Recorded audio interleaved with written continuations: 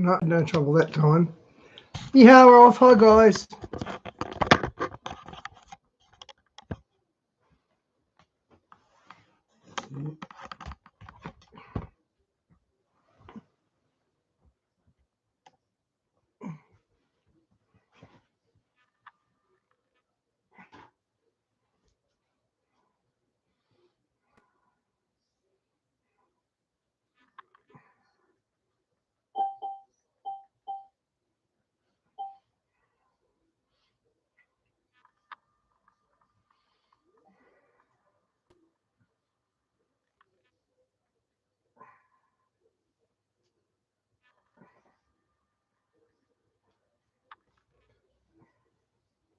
Right. See more videos.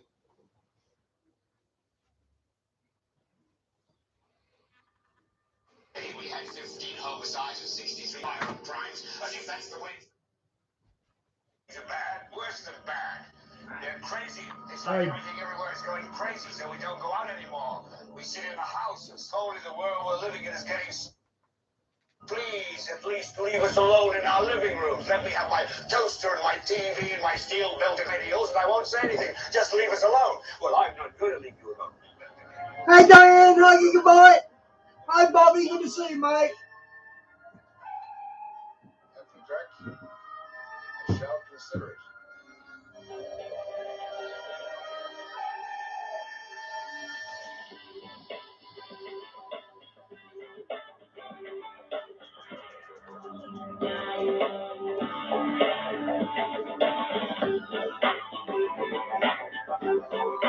G'day, Tree. Good to see you, mate.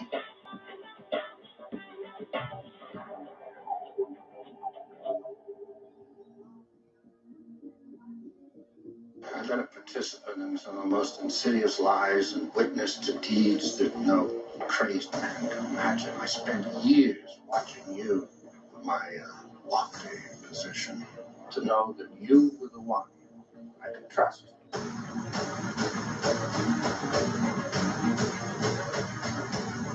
And why did you lie to me? There still exists secrets which should remain secret. Truths that people are just not ready to know. Who are you to decide that?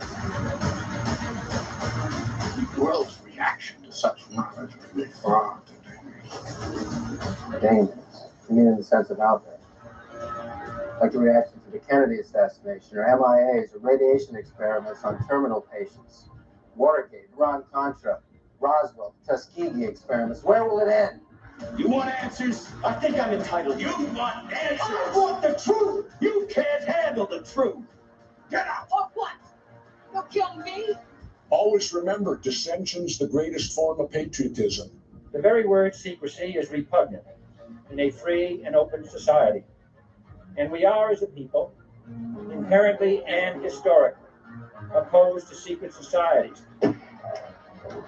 Whoa. We have before us the opportunity to forge a new world order. Yes, we can. If you say. Let us never tolerate outrageous conspiracy theories. The lies most convincingly hidden between two truths. I guess it won't end. No!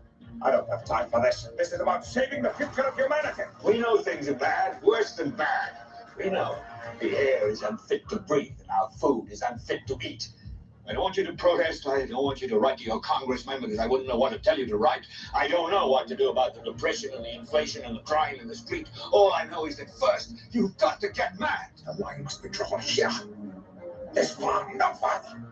I want you to get up right now. Go to your windows, open them, and stick your head out and yell, I'm a human being. My life has value. And I'm not going to take this anymore. You shall not pass! You're listening to the Revolutionary Radio Project with your host, Rob Skiba.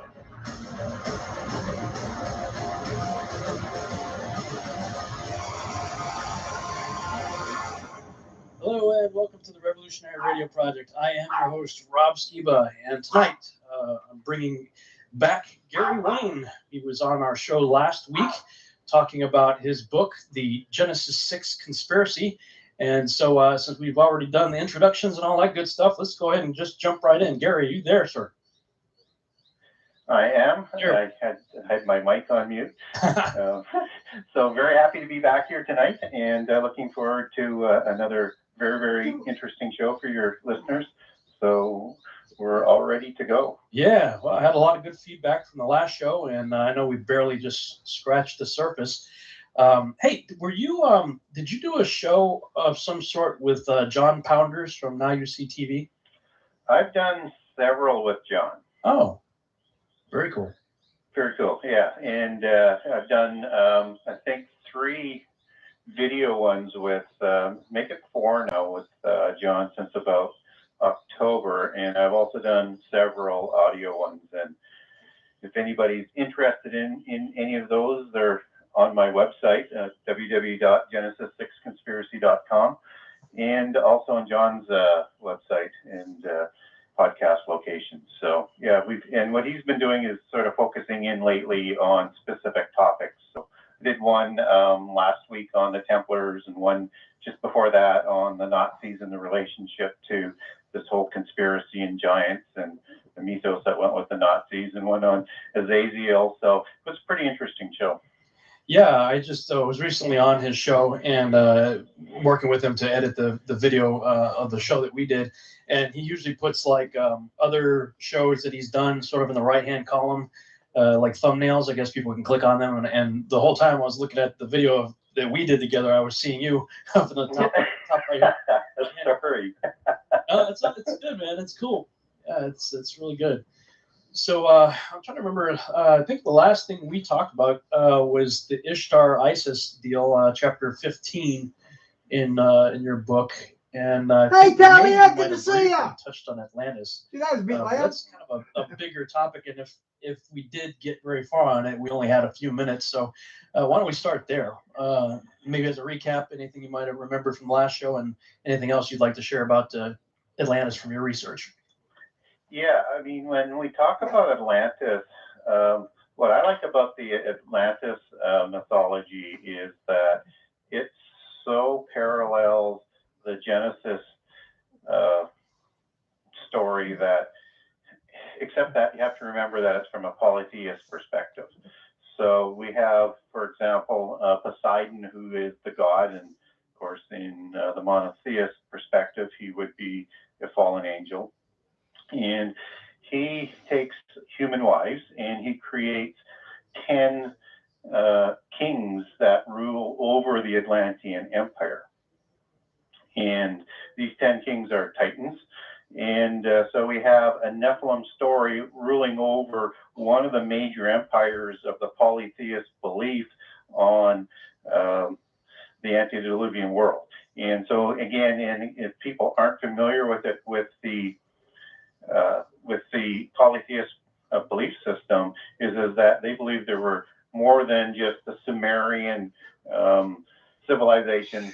There was at least 3 or 4, and if you expand, as I do in this section of the book, which is section 3 that we're talking about, I'll get into the 7 cult centers, the 7 sages, and the 7 gods that set up these cult centers and empires around the world. So when we look at Atlantis, it parallels pretty much what Genesis is talking about, where we have this creation of these Nephilim. They usurp the kingships, they start wars, they're actually trying to take the whole world over, and as they progress, they become more and more and more evil. And they actually rebel against the gods. And then the gods, and they actually temporarily win, but then Zeus steps in, and I'm sure with Poseidon as well, even though these were kings of Poseidon, but the powerful gods, they line up some other Titans, and there's this war, and the rebellious Titans are sent away to a prison called Tartarus, which again, in the polytheist belief system, not the monotheist belief system, is one of the ways that, because there are several in the polytheist belief system, how the giants survived the flood, that these giants were protected in Tartarus, wherever that is in the earth, outside of the Earth, wherever. There's different variations on how that plays out. But they escape out of Tartarus after the flood. So this whole sort of thing about what happens with the Nephilim in Genesis, it has more context. Again, understanding that this is a polytheist belief system in Atlantis, but it parallels the Genesis story. And what's really interesting is, as I get further into the book, whether or not you're talking about the Templars, or you're talking about Francis Bacon, or you're talking about Rosicrucians, or you're talking about Freemasons or the Royal College, they are absolutely infatuated with this belief to create the new Atlantis. And they call it, in today's religion, the New Age of Aquarius. But they want to reestablish the Golden Age, which in their belief system is the antediluvian period.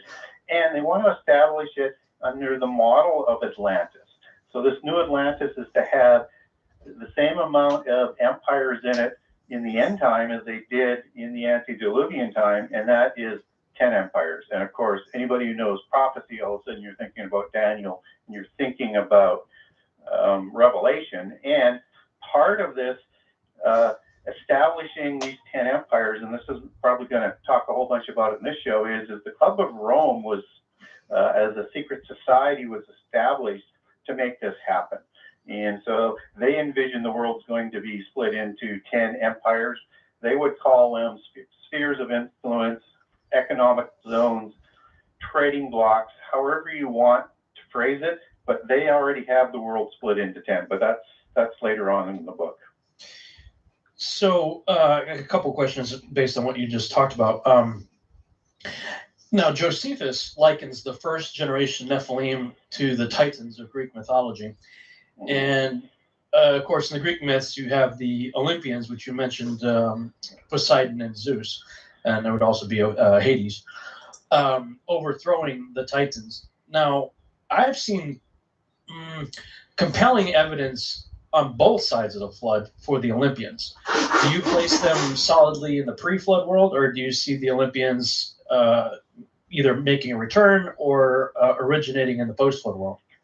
I clearly, in my opinion, put them in the antediluvian world, and perhaps some of the unimpassioned ones are still out there, because I look at that at the highest level as fallen angels, as opposed to sort of the lower level of gods in the pantheon. So I would look at the ones that didn't participate in creating giants or other things that might have corrupted the antediluvian world, and who weren't imprisoned into the abyss.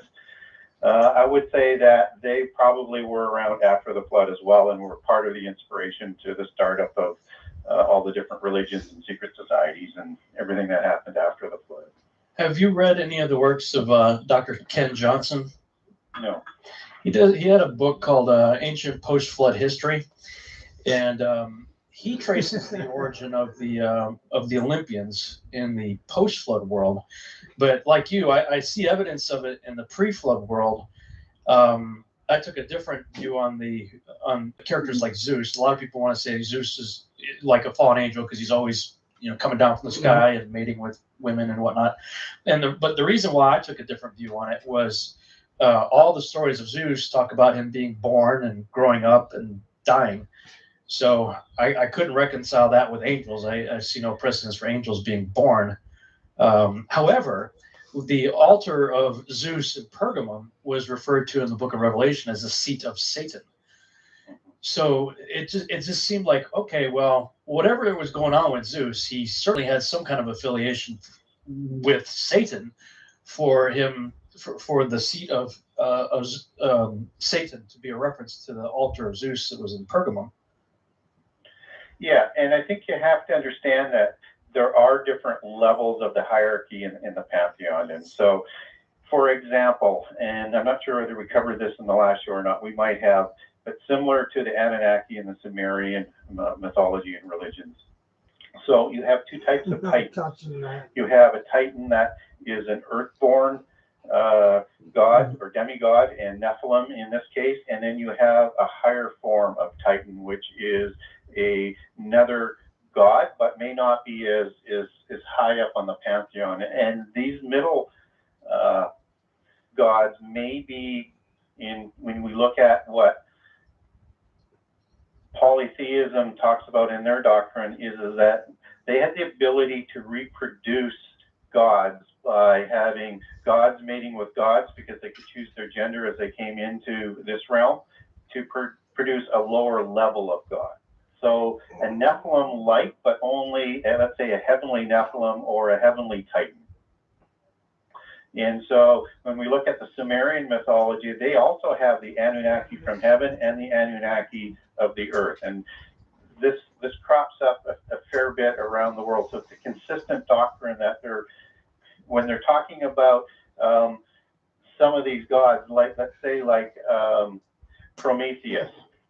And when we look at the Greek flood story, and we have Deucalion and Noria or Nama or Horia or several other names, and depending on which Gnostic gospel that you're looking at or which of the mythologies you're looking at in Greek, as the Noah or the Greek mythology. Well, we're not talking about a human there. We're talking about a Nephilim in that mythology surviving, because Deucalion is the son of Prometheus, and what if Prometheus is another Nephilim or a higher form of Nephilim that is somewhere in between, or a fallen angel, doesn't matter, because Deucalion becomes a Nephilim in that mythos surviving the flood. Surviving the flood in what way? On an ark. Oh, interesting. Just as Gilgamesh is, and we'll probably cover that a little bit further off today if we stay on this section, that is not a Noah story. What's not a Noah story? The Epic of Gilgamesh. Oh, okay. Wow. Yeah, so, go with it. Let's go with it right now. Okay, fine. So he's saying Gilgamesh built a boat and survived the flood. Wow, I never heard of that before. So when we look at the Epic of Gilgamesh, and this is all happening in the preamble that I'm talking about. So we have Gilgamesh, who's introduced as this Nephilim king who survives the flood, and he's also Gilgamesh. His name goes back to the books of Enoch. And is recorded, and that Enoch which is one of the giants. Enoch told that the flood was coming, and there's nothing that they can do. So I'm thinking, connecting dots here, that it's probably the same Gilgamesh. So this Gilgamesh is a demigod, as it writes out in the Epic of Gilgamesh, and he's produced in the same way all of the giants are produced. And he's a typical role model, evil Nephilim king. He ruled as a king before the flood. He rules as a king after the flood. Now, he is telling the story of the flood story of Ziusudra, or of Pishtim, to a fellow named Enkidu. And Enkidu is another enunciation of it, but same character. So this character is created after the flood, and as all Nephilim are created, and he is produced to offset the evil of Gilgamesh. But unfortunately, that plan doesn't work out, and they become the best of friends. So now we have, in this Epic of Gilgamesh story, a story of a giant surviving the flood and a procreation of a giant after the flood. Now we get to Ziusudra, or Pishtim, and he is the Noah of the Sumerian flood myth. And he is the archetypical Nephilim evil king as well. He is everything Noah is not. And he is a demigod. And he is a giant. And he is of the polytheist belief system. And so on the macro level, the story seems similar. But when we get into the details, that's where the devil is, so to speak. And we find that this is either a copy of the Noah story, is from my biased perspective, or a separate telling from their belief system of giants surviving the flood. And you can look at that both ways, and people will have to make their own decisions on it. So, but when we do talk about polytheism, they talk about giants surviving the flood. and in a number of ways. Now, I just got your book in the mail a couple days ago. Do you cite sources for where you're saying that, a number of ways? One of the things that people are most impressed with my book is the amount of notes that I have in there. So there is over 100 pages of endnotes, and it's all there for everybody to look at. That's one of the things that, again, people like is not only are they liking the story, but they're liking all these other sources that they can now go to start looking some of this up. Oh, yeah. Footnotes are my friend and my enemy. Yeah. When I see them, I get real excited. I'm like, wow, that's awesome. I can go figure out, where they got this information. But what happens is, and it sounds like probably the same way, I have easily 5 to 6 books at all times in various stages of completion. Yeah. Because I'm like, I put one aside to go read the, whatever. I'm like, oh, I'll never get these all done. Guilty. Guilty as charged, huh? Yeah. Yeah, well, good. I'm glad. That should keep me busy for a while when I finally do dive into it. Yeah. So that's, and when we talk about these aspects, and again, whether or not you get into the beta ones with Manu, and I'll cite that in a chapter with the Kulian and America Seth, which is a Gnostic gospel individual. It was another creation of a giant, and he survives the flood by going up in a cloud. And the Manu survives an ark with the 7 sages to replant the world with the knowledge to restart civilization afterwards.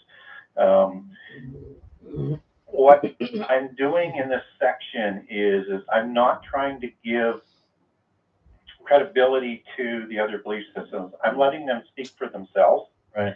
And I'm letting them tell their story in their own words and looking at how it parallels the Genesis story, except it has a different perspective. It is all from paganism, polytheism, from the fallen angels that were ruling the earth as gods before the flood. Yeah, that was really my take on a lot of the Sumerian epics and stuff like that. Was that basically they're just telling the story from their point of view. That and we know even in our own history is written by the victor, which means it's not necessarily correct.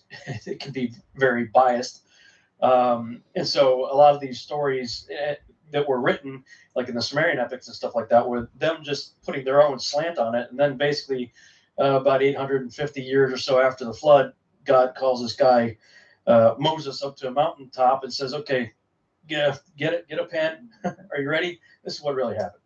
Yeah, and I'll also introduce in this third section about the Aztecs, and not necessarily Aztecs as the original belief system, but take it back to the Quiché Maya and the Popol Vuh and the Toltecs and the Olmecs, and again.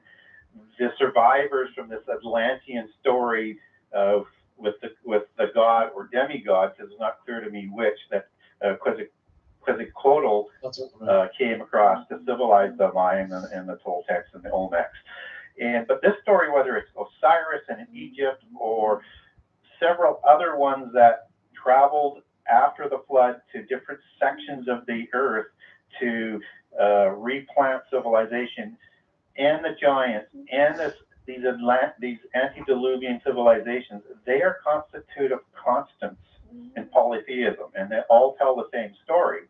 And there's whether or not we want to believe that all of these other people survived or not, that's not really, again, my point. What I'm trying to zero in on is that there's stories of giants that are related to the flood. And there's giants before the flood, and there's giants after the flood. And at the end of the day, everybody's going to have to come to their own conclusion how that is. And there are, to me, 3 different ways that could have happened. So. Yeah, well, I mean, that's always sort of the big debate in the Nephilim research community. How did they come back after the flood? Because obviously they're there. I mean, they're running into cedar tree sized Amorites and stuff. So. Clearly they're there, and what really drives me crazy is whatever theory you subscribe to, somebody's always saying, well, that's absurd. Why would God allow that? I'm like, well, he's allowing it no matter how you look at it. So whatever your pet theory is, we both end up with the exact same result, and that result is he wanted them there for whatever sovereign reason, because they are there afterwards. Absolutely. And again, I mean, I look at it, there's three ways that they survived. They survived with an ark G'day, Vance. some Good to other see you, mate. survival system if they did survive. The second one would there be a procreation after the flood? And then the other one, which the Gnostics do talk about, is somehow as part of survivors on the Noah ark that the giants survived. Now, I don't, in my book, spend much time on whether or not the wives were the seed of the giants, or Ham is, as the Gnostics would suggest, or that it's anybody else on the ark, because I couldn't find enough compelling argument that was consistent to what the Bible was saying from the other sources. So I basically gave examples of how I think you could look at the Bible from, again, and I know people will say, well, just because there was Nephilim before and after doesn't mean that there was a procreation after. But from that perspective, you could interpret it that way. I will provide compelling arguments from other sources. If that did happen, here's some other sources that says where, and those sources generally suggest in Chaldea with Gilgamesh, not with Gilgamesh, with Enkidu, and the other one would be Sodom and Gomorrah, which I'll talk about, because Sodom and Gomorrah was the cities of light and knowledge and the start of the regeneration of the giants after the flood. Mm-hmm. Yeah, we've got about a minute or so before the break, but if you've got your Bible handy, I want to throw two verses at you for you to consider and chew on before we come back. When we come back after the break, we'll talk about them. That's Genesis chapter 9, verses 18 and 19. I'd love to get your take on Genesis 9, 18, and 19, and then maybe we can segue over to Genesis chapter 10 after that, specifically focusing on chapters 10, verses 6 through 20. That should take us on some interesting journeys after after the break. But I think it's going to be a great discussion. Yeah, I enjoyed it. I mean, when I did my research in my Archon Invasion book, I tried to limit it to the Hebraic sources, meaning the canonized texts, as well as books like Enoch, Joshua, and Jubilees, but still being fully aware of what the Sumerian epics and some of the other ones had to say. I put those aside for another book. Unlike you, I didn't put out an 800-page book. Mine was 300 and change, and I said, okay, I'm going to stop here, and I'll get to that stuff later. Yeah, I took 25% out so I could get it published. Yeah, I remember you telling me that. That's like crazy, man. Up to 1,000-something pages? Yeah, about 1,100. All right, we'll talk about it when we go back.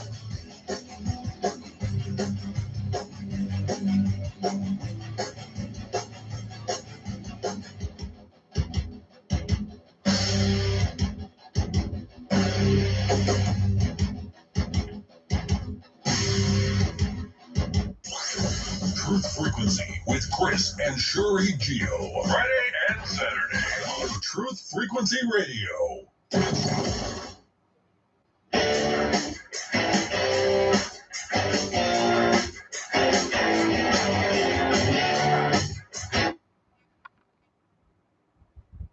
Nephilim giants may have returned after the flood, and I asked you if you could check out Genesis 9, 18, and 19. Did you get a chance to look at that? Yeah, I did, and I think you're probably looking at the Curse of Cain. No. Okay. No, I'll read it for you. Genesis 9, 18, and 19. And the sons of Noah that went forth of the ark were Shem, Ham, and Japheth. And Ham is the father of Canaan, which I find rather interesting that he decides to throw that in there. Next verse. These are the three sons of Noah, and of them was the whole earth populated. So, to me, from a biblical standpoint, anyway, that's a pretty conclusive statement. The whole world, 850 years after the flood, at a time when giants were running rampant in the land of Canaan, which the spies would then later see. The land is full of these guys of great stature. The land consumes itself, etc., etc.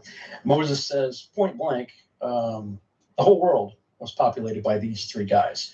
Or the people were scattered over the earth from these people, depending on which translation that you're looking at on that.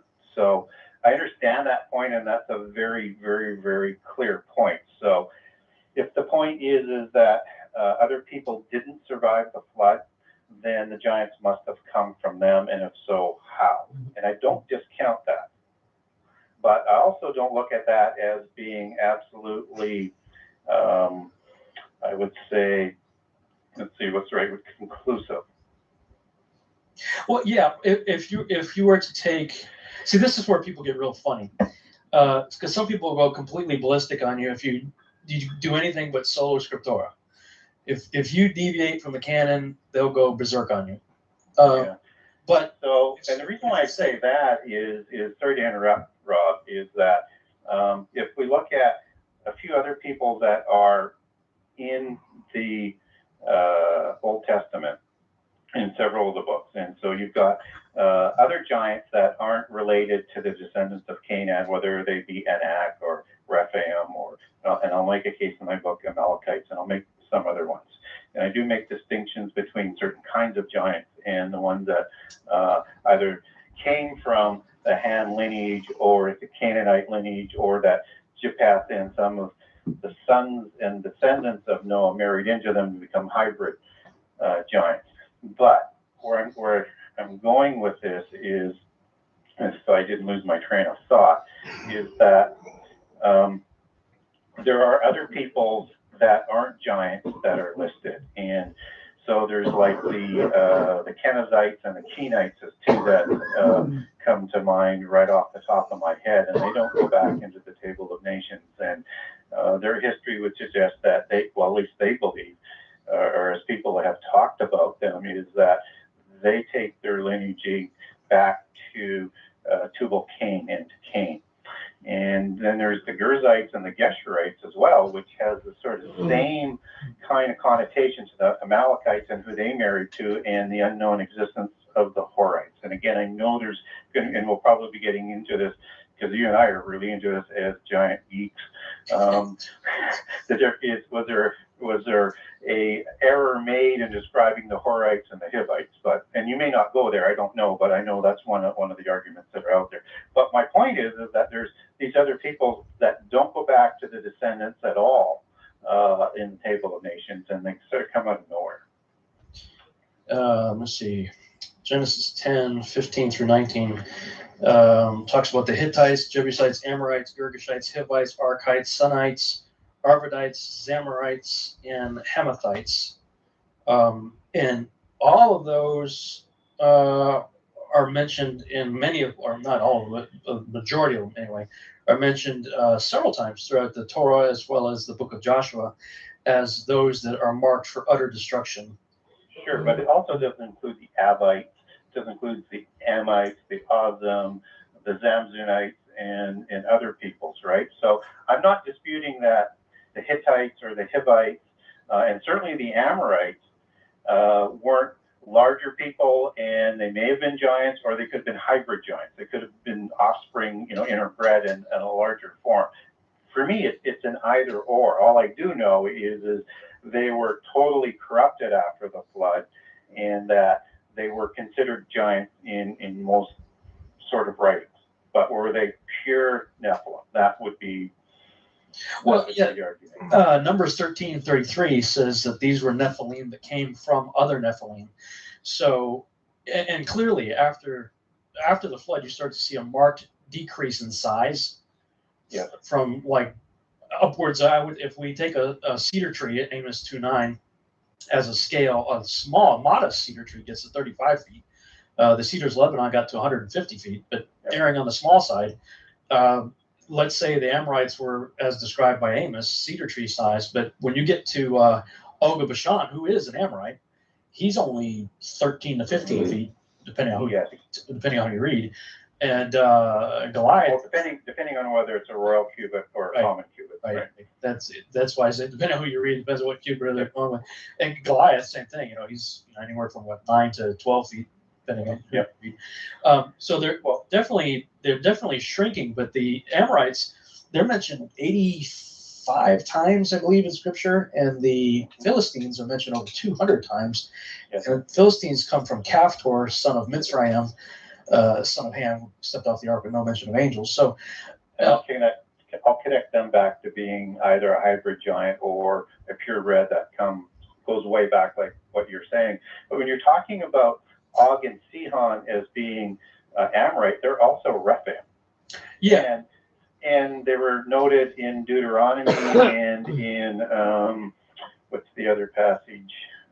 Deuteronomy. Anyways, that's the last Rephaim, last of the Rephaim, the remnant of the Rephaim, depending on which translation, and one even is as the last surviving Rephaim, and that's Joshua 12:4 and Deuteronomy 3:11. And what I find really odd on that, because that's why you want to be very careful, or people ought to be very careful to being too dogmatic, even though I want to be, and I know everybody wants to be, is how could they be the last of the Rephites? Because, and I'll trace all the way down, and I'll come back to a couple, maybe some more examples in around this time, but I'll trace Goliath in the Goliath story as being a Rephaim. And we know there was more Rephaim that were around after Og.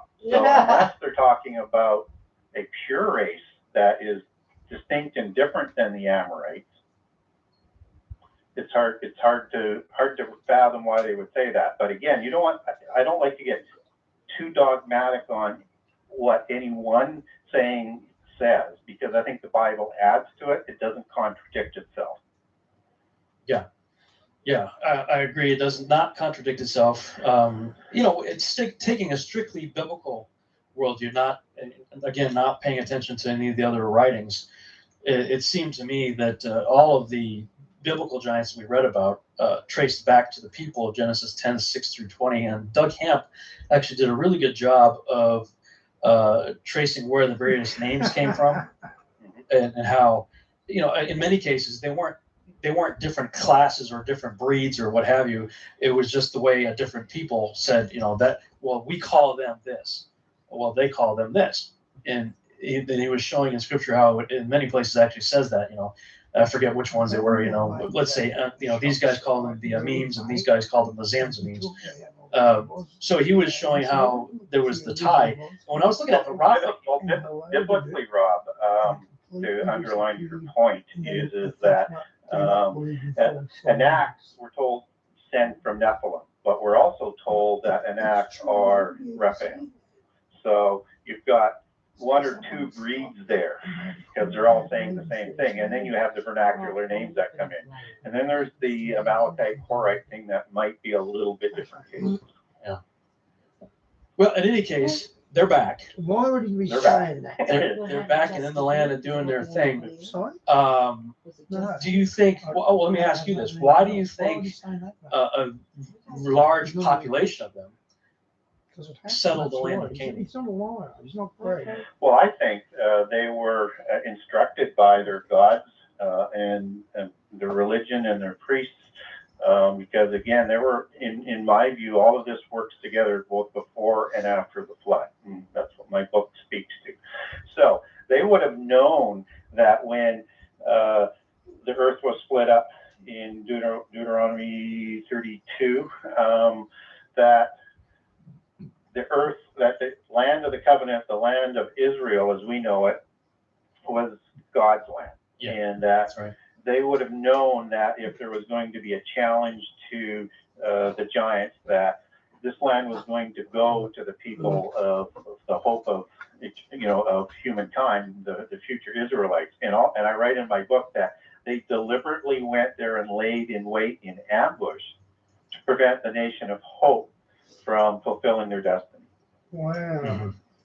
Yeah, let me ask you this. Would you care to elaborate on why that land is God's land? Good question. What I could not find out anything in my research as to why he chose that land, other than he did choose that land. I don't know if you probably haven't seen the series I did called the Yahuwah Triangle. In part 2 of it was a 3-part series that I added 2 other parts to it after I finished it. But when it was a 3-part series, it was part 2. Finding the Garden of Eden, and a show through the Bible that I believe Abram at the time was the key to showing us where the garden was and where the 2 trees were in the garden. Wow. And so, well, and that would make sense.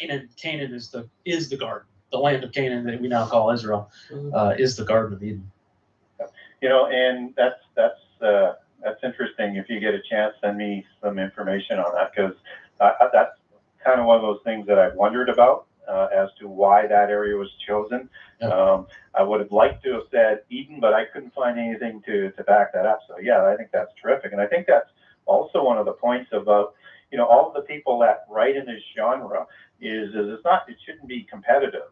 I think the whole thing is about how do we learn more about it and how do we advance the knowledge, and everybody has their expertise and everybody has their contribution. And I think most of the time people are in agreement whether or not they want to get split off on a nuance here or not.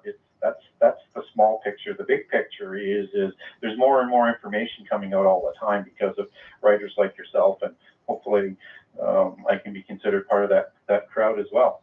Yeah, well, that's why we do shows like this and try to network and compare notes. And Paul says we all look through the glass dimly, and the way I interpret that is like we're all looking at the same big picture from different angles of this dented, blurry glass. And I got a little bit of detail here. Oh, you got a bit of detail there. Well, let's put them together, and maybe we can, piece together the overall picture. Right. If we can all. Yeah, and I think that's the way we do learn about these things, because this subject is, as you know, it was probably one of the things that you found frustrating has been, sort of shelved in Christianity, and there's no mention of science or anybody pursuing this. And you are really out there if you're pursuing this sort of inquiry and belief that this actually happens. So the more we can get this information out, the more credibility it brings to the whole genre. Yeah, absolutely. Okay, let me go back to your website here. Zep Tepi. I've always been intrigued by Zep Tepi. You've got that chapter 18 the first time. What's Yeah. So again, this section 3 is the global testimony about the antediluvian period and the giants and the flood and what it was like. And so Zep Tepi comes from the Egyptian version of the antediluvian world, again filled with giants. And again, they have their hierarchy of gods. That goes back to the antediluvian epoch, that is, again, trying to be replicated after the flood. So what is Zep Tepi? That's the first time. That's what that translates to. That's the golden age that you'll hear of, whether it's in Roman mythology or in Greek mythology. Wow. And you'll hear that in a number of mythologies, but it's this time of plenty. It's this time of Eden. It's this time of long life, and no disease, and all this food. And this is talked about whether it's in Atlantean mythology or in subcontinent Indian mythology, or even in North American Aboriginal mythology. Anywhere around the world, we have this golden age that took place that went awry. And it went awry because of the introduction of these giants who started to slaughter people, who even drank blood, and that's where the whole vampire thing comes in, and I'll talk more about that in my book in later aspects of the book. And the whole world became corrupted, and the gods had to bring about the flood to start anew again. So again, Zep Tepi is just another story of the first time. And what I do in that chapter is I bring in a whole bunch of other things about the Egyptian gods and things like that, just to give some education and again show the consistency in the story from around the world. Yeah. And you can definitely see that. I mean, not only just in their stories, but in architecture and stuff like that. What's your take on the worldwide creation of pyramids? Well, I don't buy the standard chronology by Egyptologists, and I'll give some examples as to why in my book, from why they're dated to before the flood. So I don't buy that. But the real issue to me is who built them. And I do believe they are older than the 23 to 2400 BC that Egyptologists like to date it to. But it's interesting that when you get into the Freemason history of the antediluvian world and their mythology, and I use their mythology and their legends extensively, particularly when we're talking about the legends of Enoch and we're talking about the evil Enoch here and his descendants, is they actually attribute that this building skill of masonry was used to build these monuments and inclusive of the pyramids. But that's letting them talk for themselves. Yeah. When you read the book of First Enoch, you see that he was shown all kinds of, the heavenly tablets, and he was seeing the heavenly books, and he had full knowledge of all of them. And he came back for a period of time before he was finally raptured, and he was not, for God took him. He taught everything to Methuselah, and then you read Josephus's account on it, and he said that the sons of Seth were the ones who built a monument in Egypt that was based on a prediction that Adam had, that the world was going to be destroyed twice, once by fire and once by water. So they were to build two structures, one of brick in case the fire was first, and one of stone in case the flood was first. Well, we know the flood was first. And by Josephus's description, I would say it certainly sounds like that the monument of Isaiah chapter 19, which is also described as being in the center and the border of Egypt, is the Great Pyramid of Giza, most likely the architect thereof being Enoch, passing the blueprints on to Methuselah in the house of Seth. And then other ones seem to be copycats. Yeah, but let's also bring into this discussion as well the ziggurats of Sumeria. Yeah. And so a little bit different construction format, but still the same type of sacred geometry involved, still building a mountain. And I wonder whether or not, and the same thing that happened at Babel after the flood, and I wonder whether or not they're trying to recreate Mount Hermon. Oh, interesting. And in inviting the gods to come back down and do either another procreation. And also what's interesting about the Babel Tower is we look at the translation from a Hebrew perspective, where that means the confusion of languages. But from the Akkadian translation, that is the gateway of the gods. Yeah. So El being God and Bab being gateway. Yeah. And so I wonder whether or not there's a lot of that religious sort of symbology that's going on there. And also in the Freemason, and believe me, you can't believe how much information the Masons have on this. They believe that the people in the antediluvian time were organized into communities and into civilizations to build monuments to worship the gods, and great monuments. And then in the other legends, that's where you get into the other ones where possibly it was them and their sciences that built the pyramids before the flood. Yeah. I don't know who built them. Yeah, well, I mean, all of us would be speculating anyway, because especially like the Great Pyramid, which is funny because most of these temples and whatnot in Egypt have hieroglyphs all over the place, honoring the pharaoh, or the campaigns of whoever was alive during the time it was being built, and they're really proud of their stuff.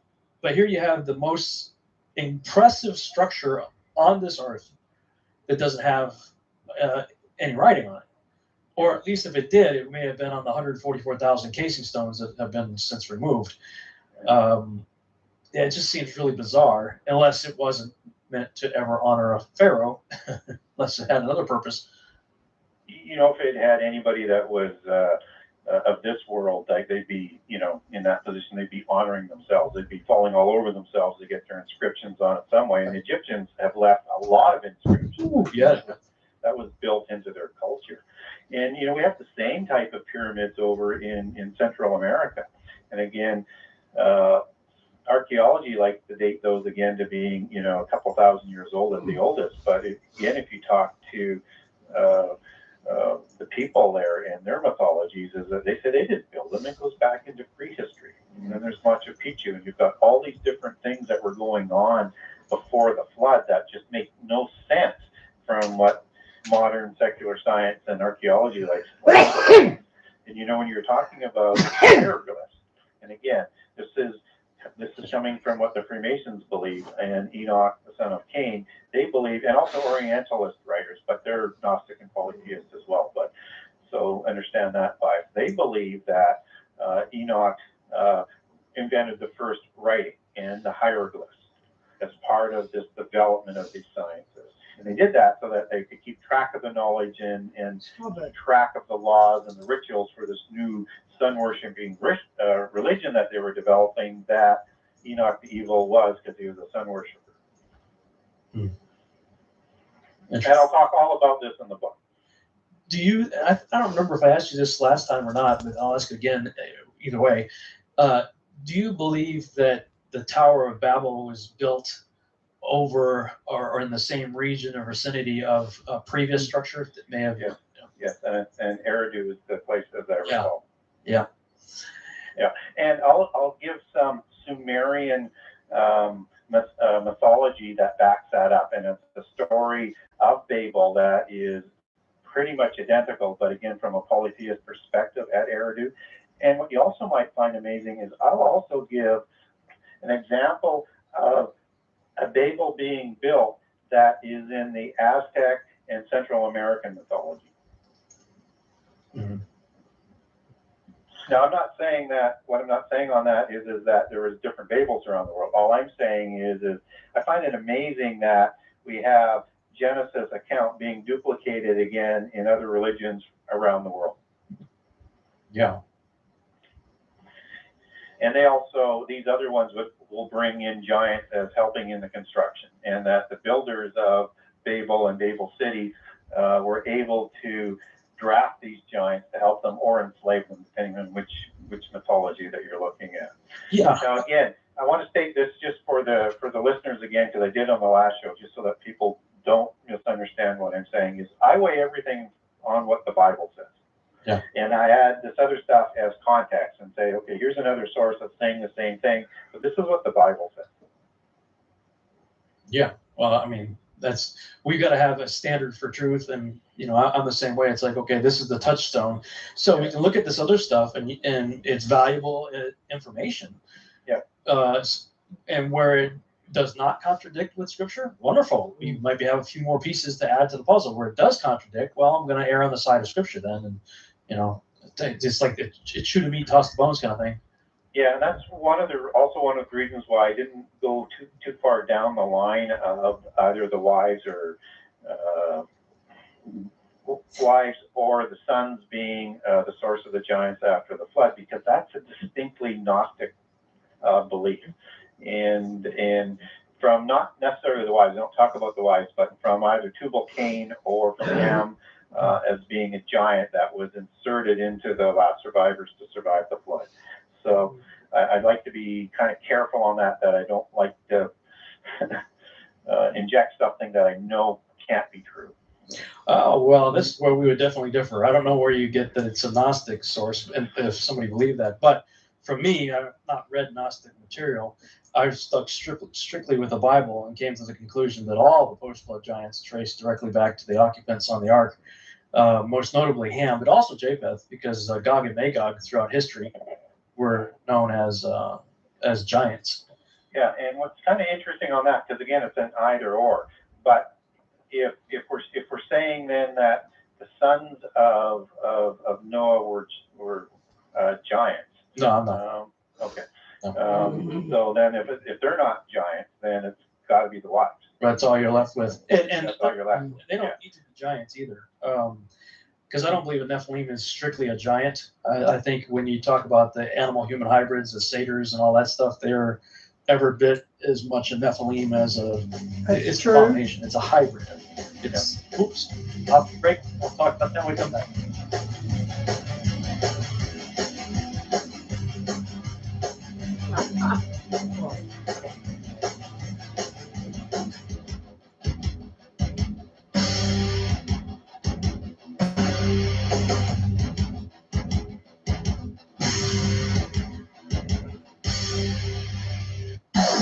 No hate.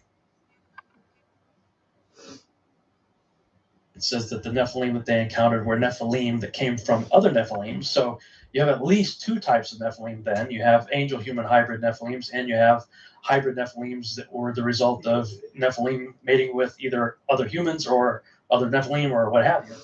And I simply extend that definition to include things like satyrs and minotaurs and centaurs and these creatures that are depicted by numerous ancient cultures.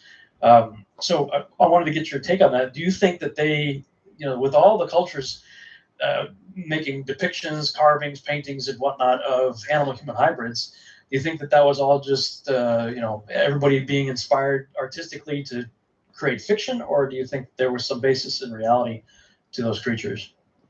Yeah, I think it's so heavily tied to their religion and their mythology that I don't believe it's imagination. Yeah. And so let's look at the Minotaur, and in the modern Rex Deus mythology, they call it the Quinotaur, but it's the same animal. And this is the bull human hybrid, whether it's DNA or sexual copulation. In this case, it's a god mating with a bull as punishment for King Minos, as I recall. And so this Minotaur eats babies, and people believe that the Minotaur is the same belief system and possibly the base for Moloch of the Bible, who also had babies sacrificed to him. And so the story revolves around Nephilim again, and Theseus comes over to help free the Athenians who are being sent there for sacrifice every year, and overthrows the king and rescues everybody. But this is all part of the same mythology. And then we look at centaurs, and of course they were made in a cloud again. So is that like up in the heavens? Is that in a spaceship? Is it DNA manipulation? Who knows? But there's something going on that's consistent. And if we go over to India, they got some very exotic ones as well. They've got these gods that have elephant face, and some other really bizarre looking ones. And then we have the Pegasus, and on and on and on and on around the world. There's these very strange hybrids. I mean, there's too many to list. So I think, again, when you have that much, and it's that common in so many cultures, it's demonstrating a common heritage. And Tricky, exactly right. It's got to be the food. And so from that, my conclusion, even though it's speculative, is likely true. Yeah. I was, when I was a missionary, I was able to go to Greece a couple times, and it was on my second trip that I was hanging out in Cyprus and Athens and all in that general area there. And you can't really look anywhere without seeing the toppled remains of a temple or a statue of a god or some representation of a animal-human hybrid. I mean, it's like everywhere there. And I came back from that trip, and I told my wife, I said, all those animal-human hybrids in like Greek mythology? She said, yeah. I said, it's just so prevalent, that I was thinking, if it's all just myth, like we were told, Homer's Odyssey and Iliad and all that was taught to us as mythology. Well, I mean, George Lucas said that he was creating a new mythology with Star Wars. And I was thinking to myself, man, 4,000 years from now, nobody's going to remember Yoda, But yet these people, the Greek people, I mean, it's still very much a part of their culture. And so much so that a friend of mine told me when I was referring to it as mythology, he said, Rob, stop. You keep calling this mythology, but in my schools where I grew up, they taught that to us as history. And I said to my wife, I said, I think that stuff was real. We had a nice conversation. She went to bed. Next morning, we both wake up, and she's checking her email in the other room and says, come here. And I came in there, and she had clicked on an RSS news feed that said that scientists had successfully cloned a sheep with a human heart.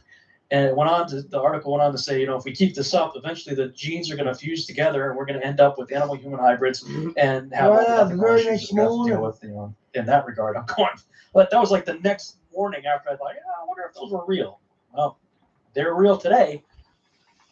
Yeah, and to me, it's a little bit arrogant and dismissive to write off all of these mythologies around the world when those people from those areas believe it is their history. It's not just the Greeks. Yeah. I don't believe it's mythology. Yeah. And it's a rather sobering thought when you realize that Yeshua said that the last days of Matthew 24:37 would be like the days of Noah. And anytime I talk about that, I always remind people, well, we always think of Noah's Ark. That's what he's most famous for. But the guy lived 950 years, 600 before and 350 after. And there's weird, wild, crazy, wacky stuff going on both sides of the flood. Do you think we're going to actually, do you think that the last days are indeed going to directly parallel the days of Noah? I think there's going to be a lot of similarities from technology, advancing rapid, uncontrollable technology to hybrids, and if we look at Revelation, we already know that there's demons and there's these creatures who are probably the descriptions of fallen angels coming up out of the abyss. I think we are instructed by our Messiah to understand the days of Noah, and he even goes on to say, they're eating and drinking so that you understand it's around the flood period. And so I think it's got to do with all of those aspects of what was happening in the first apocalypse by water, the second apocalypse by fire. The circumstances are going to be the same. Again, that nothing is new under the sun. But even if it is after the flood, which I'm not part of that, I do recognize that Babel with Nimrod and Hermes and starting of the seven sacred sciences and mysticism, and again at Babel with the wise men and the Chaldeans and everything that flowed out of there afterwards. And Nimrod is an antichrist figure, and at least from a biblical perspective, those are the only people on earth, and he's got full sway like an antichrist with the universal religion that is the religion of Babylon. I think you can look at that on either side of the flood and say, take your own parallel. I'm comfortable with both. Yeah. Well, I mean, it is a sobering thing. In fact, I had to get my wife's brakes and shocks, rotors replaced in her car. I was sitting in the lobby of the mechanic shop there, and there was a free publication called the Dallas Observer, something like that. And on the front cover, it showed an X-ray of two hands with microchips embedded in their hands. So I thought, I'll check this out. So I'm reading the article, and the whole thing was about transhumanism and how there's this mad rush with people who like to tattoo themselves and pierce their tongue and their nose and whatever else and put things in their bodies, are like jumping all over this whole thing of putting microchips and things in their body to modify themselves. And it was like this whole rave thing that apparently Dallas is like a big hub for this techno hybridization transhumanism deal. And I'm like, wow. I mean, between that and what scientists are doing in the laboratory, I mean, we are rushing headlong right exactly into the days of Noah. And it's my feeling that Genesis 6:3, where it talks about that they had 120 years, was the warning flare that went off and said, basically, guys, if you don't knock it off, you've got 120 years, and then I'm going to wipe everything out. And I feel like we're now taking our steps into that last 120-year warning.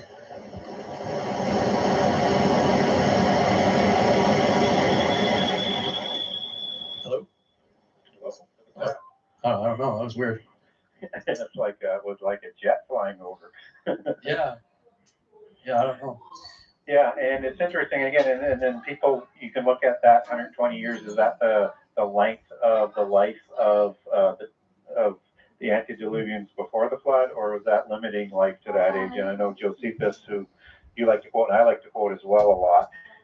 He actually notes that was the years that the giants were going to be permitted to live for. But again, we're slicing details on that, which when we get into this whole aspect of transhumanism, this is still the Nephilim doctrine, and it's the new man doctrine as modern understanding would have it, that came up with the progressive new movement and the Nazi movement with genetics, and transhumanism is just an extension of that. And if we look at how this connects through, and you talked about the knowledge exploding at Babel. And again, I'll talk about this in the book to a certain degree, that this is when the 7 second sciences were redeveloping at Babel under Hermes and Nimrod, and that anything that working together as one people in one language, nothing would really be preventable, or that they could almost do anything that they wanted. I think that's a reflection on this knowledge that they're talking about. But this whole knowledge base, new man, Nephilim, superhuman thing is all part of this polytheist doctrine. And if you look at how science was created, it was started, the modern era of science transferred from, let's say, sorcerers and magicians, as they would call themselves, to the Royal Society in about 1660.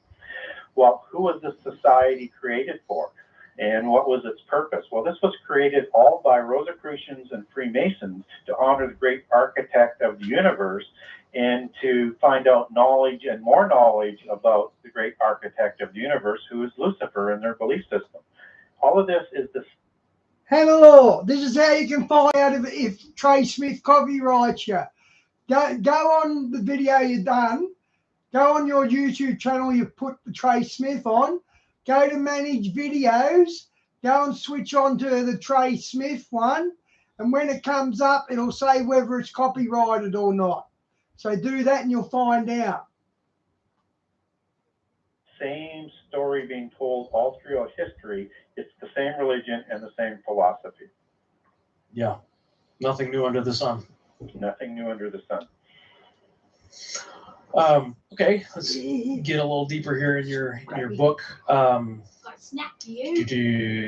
What's the people of the plane? Chapter 28. Before you go, the people of the plane is just a story of the people coming down Mount Ararat and just before Babel, and how Nimrod takes over. And so I'm telling in that, you know, bringing in a lot of Jewish mythology, and they have a lot of history that they have in their mythology, and I'll use Louis Ginsburg as my main source for Jewish mythology, and he was considered one of the giants of getting the myths. I told you. Yeah, so to speak. Yeah. Little traitor. And he has several books. Little so I traitor. lean on him to sort of bring some Jewish additional information to the table from a mythological perspective. And so I'm just sort of preparing at this point in that section of the book of the people of the plane for Nimrod and Hermes and what he had set up and what he tried to do in the chapters. What I mean, I've always kind of joked about it. If their goal was to build a tall structure, why would they build it in a plane? It seems to me that if we go the route of an enclosed circular world under a dome, it may make a little bit of sense, but it seems like if they're actually trying to get into heaven, they would start. Guys, if you press that love heart at the bottom of the chat on the right, it lined up a couple of emojis you can use. So that's what it is. On top of a mountain, unless it was 100% wide-eyed, ice cream cone, smiling love heart. As some sort of a Stargate type of center. Is that sort of where you go with it, or what's the thought? Yeah, it's a shrine for sure, or a monument, and to who? And it's obviously not a monument to God in terms of respect, because God doesn't let it be completed. So it's obviously then a sign of disrespect or honoring their own gods, and that arrives at the same end. And so a lot of the mythology will have Nimrod climbing up and creating these terrific speeches, similar to an Antichrist figure, on how if God ever gets out of line again, he'll find this ziggurat and he'll fire it. What do your ones say, Die? Arrows, and he'll slay this evil god because he's not stronger than the gods that they worship. And this whole thing about why they built it is just honoring their gods, and it could be to recreate Herman as a Stargate, and this is speculative, but it could be. But I do believe there's a correlation there to honor Mount Herman, where the giants were created, because the society that Nimrod created was like a Nephilim king would do. And so Nephilim or Nimrod would either be a Nephilim or a Nephilim hybrid or a Nephilim wannabe. I fall in the perspective, and a lot of people think he's giants, but I've come down on it just from my own research. And speculation is that he probably wasn't, because he's in the Table of Nations. And but I also respect that a lot of people think that he was a giant. But at the end of the day, we have the giants, we have the 7 sacred sciences, we have a manifestation of this religion, these sciences, and what the giants like to do in a pyramid, which is what they were building.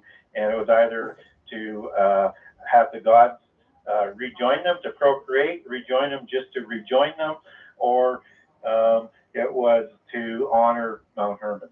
All of it leads to the same end, in my opinion.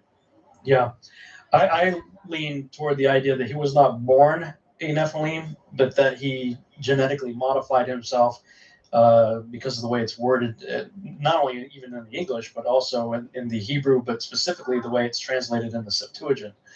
That was in Genesis 10:8-9, I believe. It says in the Septuagint point blank that he became a giant. But the word began in Hebrew it's used, the same word is used elsewhere for defilement, prostitution, usually has some sort of sexual connotation to it. So at least it appears that through some sort of sexual manipulation of some kind, he may have modified himself. And I wonder, and it's speculation, but I wonder, because Jubilees tells you that Arphaxad had a son named Canaan, not spelled the same way as Canaan, and his name is omitted from the King James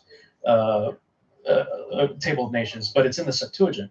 And Jubilees says that he found some writings after the flood from the Watchers.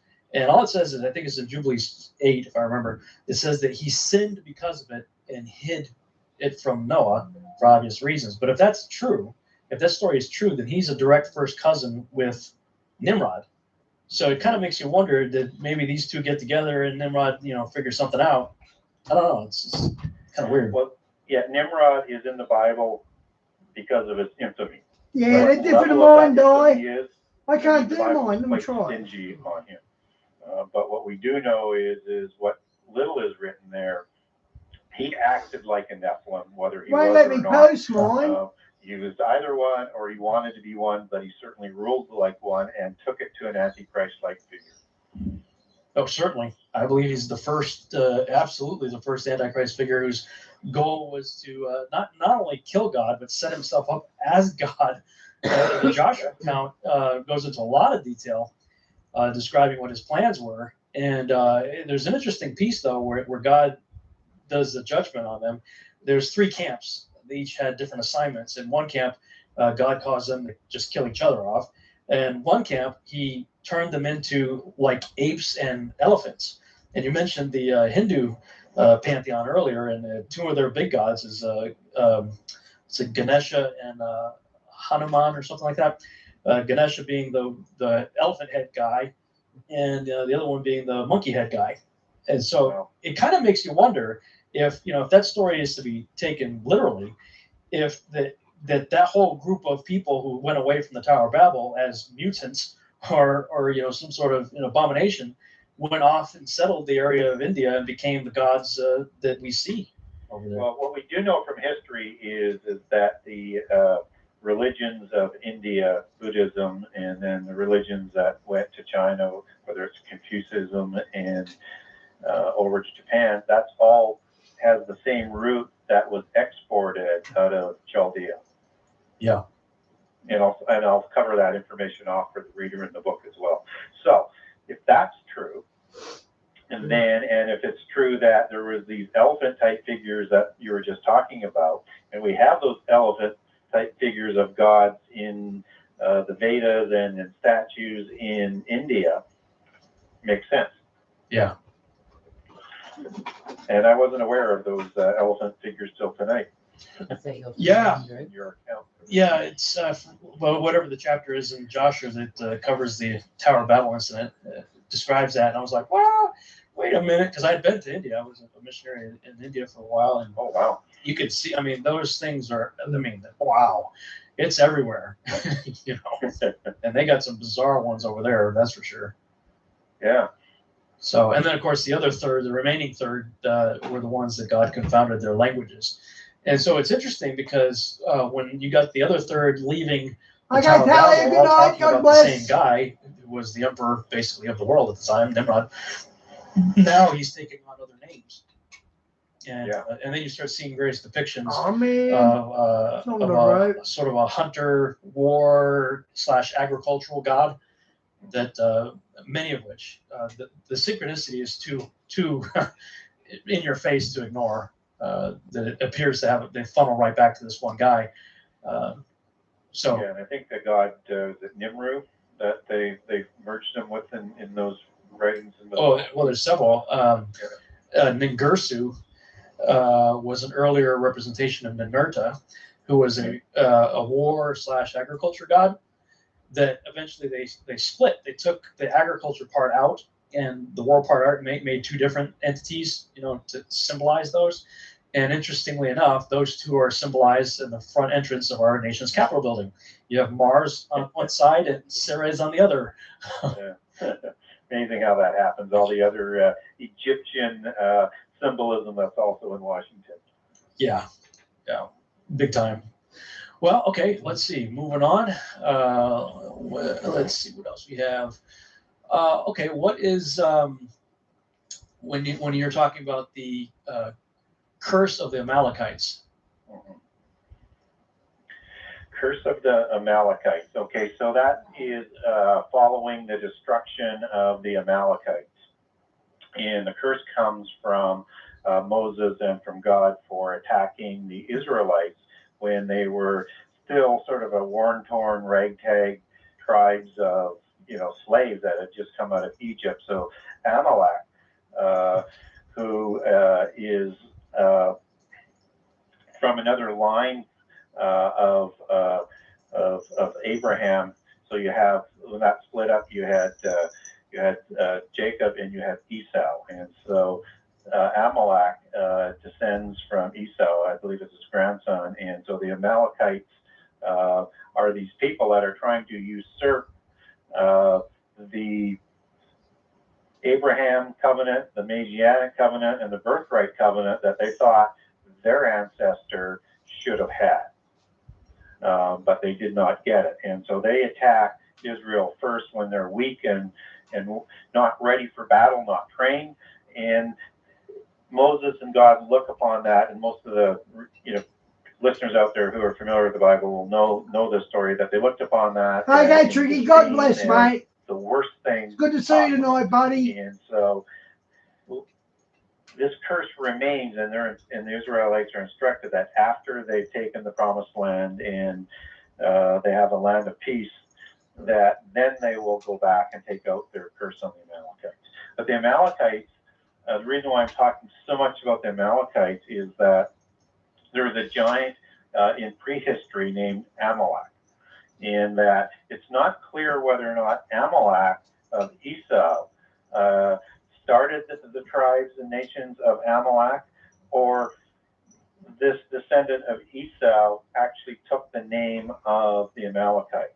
And so when I look at sources, whether it's Unger's or Nelson's on dictionaries and encyclopedias on that, this Amalekite nation is very, very unclear, and I'll make a case in the book that they're probably the Horites.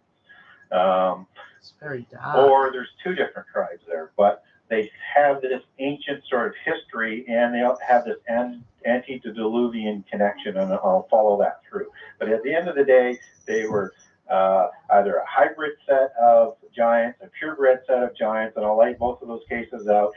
And they attacked Israel right in the beginning of the Exodus. And when I'll make a case further on in the book with King Saul and King David, that part of their covenant, their kingship covenant, was to finish dealing with these giants and wipe them out. And Amalek was included in that. Yeah, we just read it in the Torah portion last weekend in the book of Exodus, that there's basically never going to be any peace for the Amalekites. God's just gonna, he's got a vendetta. Well, and what makes them unique is that the Amalekites swore a blood covenant to wipe Israel from the face of the earth. And God's like, oh yeah? And so the punishment was leveled in equal proportions to them, because secular history does not record the Amalekites. Oh, interesting. Only in biblical history. And so, hang on, guys, it's going to absolutely focus. divine proportioned judgment for how they were judged and what they were trying to do. Again, I do believe that they were trying to usurp the birthright and the Messiah birthright, and as part of taking that whole succession of those gifts into the Nephilim bloodline. Okay. And I'll lay that out in the book, so that kind of makes some sense. Because you are talking about two different peoples. You've got the Amalekites that descend, as the grandson of Esau, and you've got marrying into these tribes in the land of Seir, and where do these people come from? And they amalgamate into this great Amalekite nation. Well, Ishmael marries into the Canaanites, and later Esau marries into the Ishmaelites. Yes. So, and Arab means mixture. Yes. And so, it seems to me that's where we see the bloodline crossing over, was when that happened. Assuming the Canaanites are in fact by and large Nephilim.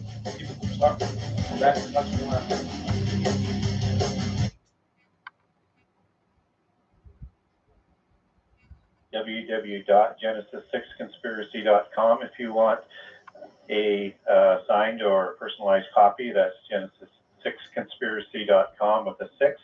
It's also available through Amazon, Amazon.com, CA, all the Amazon onlines around the world. It's also available through Barnes & Noble online and through their stores. They're not stocking it in Barnes & Noble on the stores, but they can order it. It's also available on most online bookstores around the world. And if you want to go into your local store, to a bookstore to buy it, you can get it through them as well if you would like to support them. My book is distributed by Send the Light Distribution, who supplies the Christian bookstores. If you're looking to follow me, you can follow me at Gary Wayne 63 on Twitter or on Facebook as Gary Wayne, and I also have a couple of Genesis 6 conspiracy pages on there as well. Yeah, and I can say if you go to his website, Genesis 6 Conspiracy, and that's with the number 6, Genesis number 6 conspiracy.com. You can click on the tab where it says the book, and he's got section 1 through, looks like section 8 there. And what I've done is clicked on section 1, and he's got little snippets, don't you? You get like you've given a generous portion, it looks like, from each of the chapters for people to read. I have a very generous portion so that they can get a bit of a flavor and a bit of a flavor as to how much information is going to come at them. Yeah, and so we've been sort of going down the column on the right side there. When you click on that, he's got his chapter outline there. So I'm just kind of going through them and sort of randomly picking some interesting things to talk about. What about the chapter 40, the new man? What's going on what's the new man? Well, now we're moving into the modern period, and so I end the section 3 with the Goliath story and the Abites and King David and his men hunting down the last of the Rephaites in the land of the covenant. At least that, as far as we're told in terms of the Bible of the giants. So now I'm moving things forward into modern time, because I want people to understand that what happened in prehistory is very relevant to what's going on today in all aspects. And so section 4, where the new man is that I am making a transition into biblical prophecy and how things were similar back in the time of Noah as what they are today. So in the chapter of the new man, we're talking about different aspects about what a modern Nephilim might look like, and that we're very quickly closing in on the ability to do our own DNA manipulation, if that's what we want to do to create superhumans. Or could it be a alien DNA manipulation, and start talking about maybe who these aliens are, and I'll cover more of that as the book unfolds, whether they're demons or different species or fallen angels.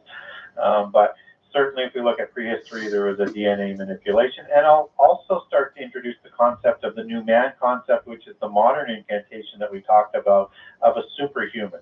Whether it's bigger, stronger, smarter, lives longer, whatever it is, it's the same philosophy that's going today that was in prehistory. And of course, now the popular word is transhumanism. So I'm just easing the reader into where we're starting to go. Yeah, very cool. Okay, so segueing from that then to the age of Aquarius. Yes, and again, talking a little bit more of the age that we're in and how the polytheists will look at it, that they have, and they have end time beliefs and end time prophecies as well, whether they're 100% accurate or not, but they do have this rendezvous with destiny, this new age where there will be the opposite of what we think as to who's going to be the weeds and pulled out, and that the age of Aquarius is the new age millennium. And I'm now introducing this belief system into and sort of shadowing what it does with prophecy. And that they also believe that in the new age of Aquarius, that this epoch ends in apocalypse as well, and by fire. And I'll lay that out in terms of how they believe that. So again, just sort of moving us forward into some of the more major prophetic aspects of what section 4 will talk about. Okay, so yeah, it looks like we're moving progressively into more, deeper territory, at least from our context anyway, segueing into the modern times, in the New World Order and all that kind of stuff. Yeah, so section 4 is, I mean, most Christians will be quite familiar with prophecy, and I'm just laying out not a detailed aspect of all of prophecy, because those are many, many books in themselves, but just like the major issues of prophecy and introducing what the other side talks about, preparing them for what I'm going to talk about in the rest of the book, and that how they're going to bring about the end time. Yeah, excellent. And also introducing characters and thoughts and philosophies, whether it's the secret societies or the alien phenomena or the Gnostic religion, or terms like the disciples of light and the children of light, who these people are. But it's not in super long detail, because we're trying to cover off in here just the main characters, and then the last sections will really start to dig into these aspects. Very cool. So then what is the sign of Noah?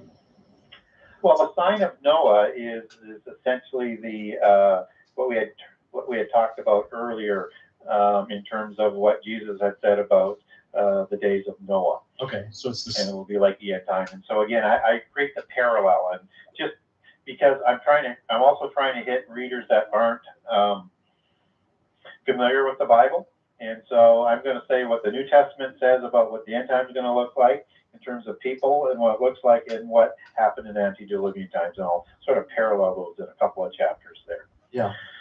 Okay. And I'll also move, as we're moving forward into here, we'll get into the Babylon chapter, Babylon City, and I'll describe who Babylon is, and that I'll break down Babylon as being a combination of almost government-like, but a religious government that works with the New World Order, but a religious center and a business center of the world. And that this is the new Atlantis. This is Tyre, as Isaiah describes Tyre and its destruction and what Tyre was like. And I'll use three sort of metaphors from the Old Testament. One would be Tyre, the other one will be Babylon, and I will also use Nineveh to describe the different aspects of what this future Babylon was described by the Old Testament prophets. And I'll also link in that from the polytheist perspective that this is their new Atlantis city. So so Babylon is a model for the new Atlantis? Yes. So then Babylon is the new Atlantis, okay, from a city perspective and from a religious dominated government perspective. Yeah, an ideology. Yes. So I know several scholars who subscribe to the idea that the United States is Babylon. I personally do not share that belief, but I do believe that we are fully immersed in a Babylonian system, and that Francis Bacon and company had the whole idea behind setting America up was for America to be the new Atlantis. Well, a model for the new Atlantis. Yeah, or to bring it about. Yes, and to be a significant player in bringing it about. Yeah. And now what they're trying to do is reel it in. And so the new Atlantis would operate similarly with not as many states or empires, but maybe they are within the empires. But so you have one central government, and you have these mini states that are working together. And so they have a split of power, but the main power and the tax levers and everything is in the central side.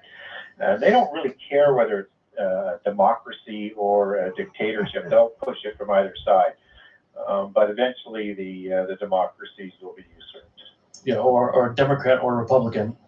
Yeah. we end up down the same path either way. Yeah.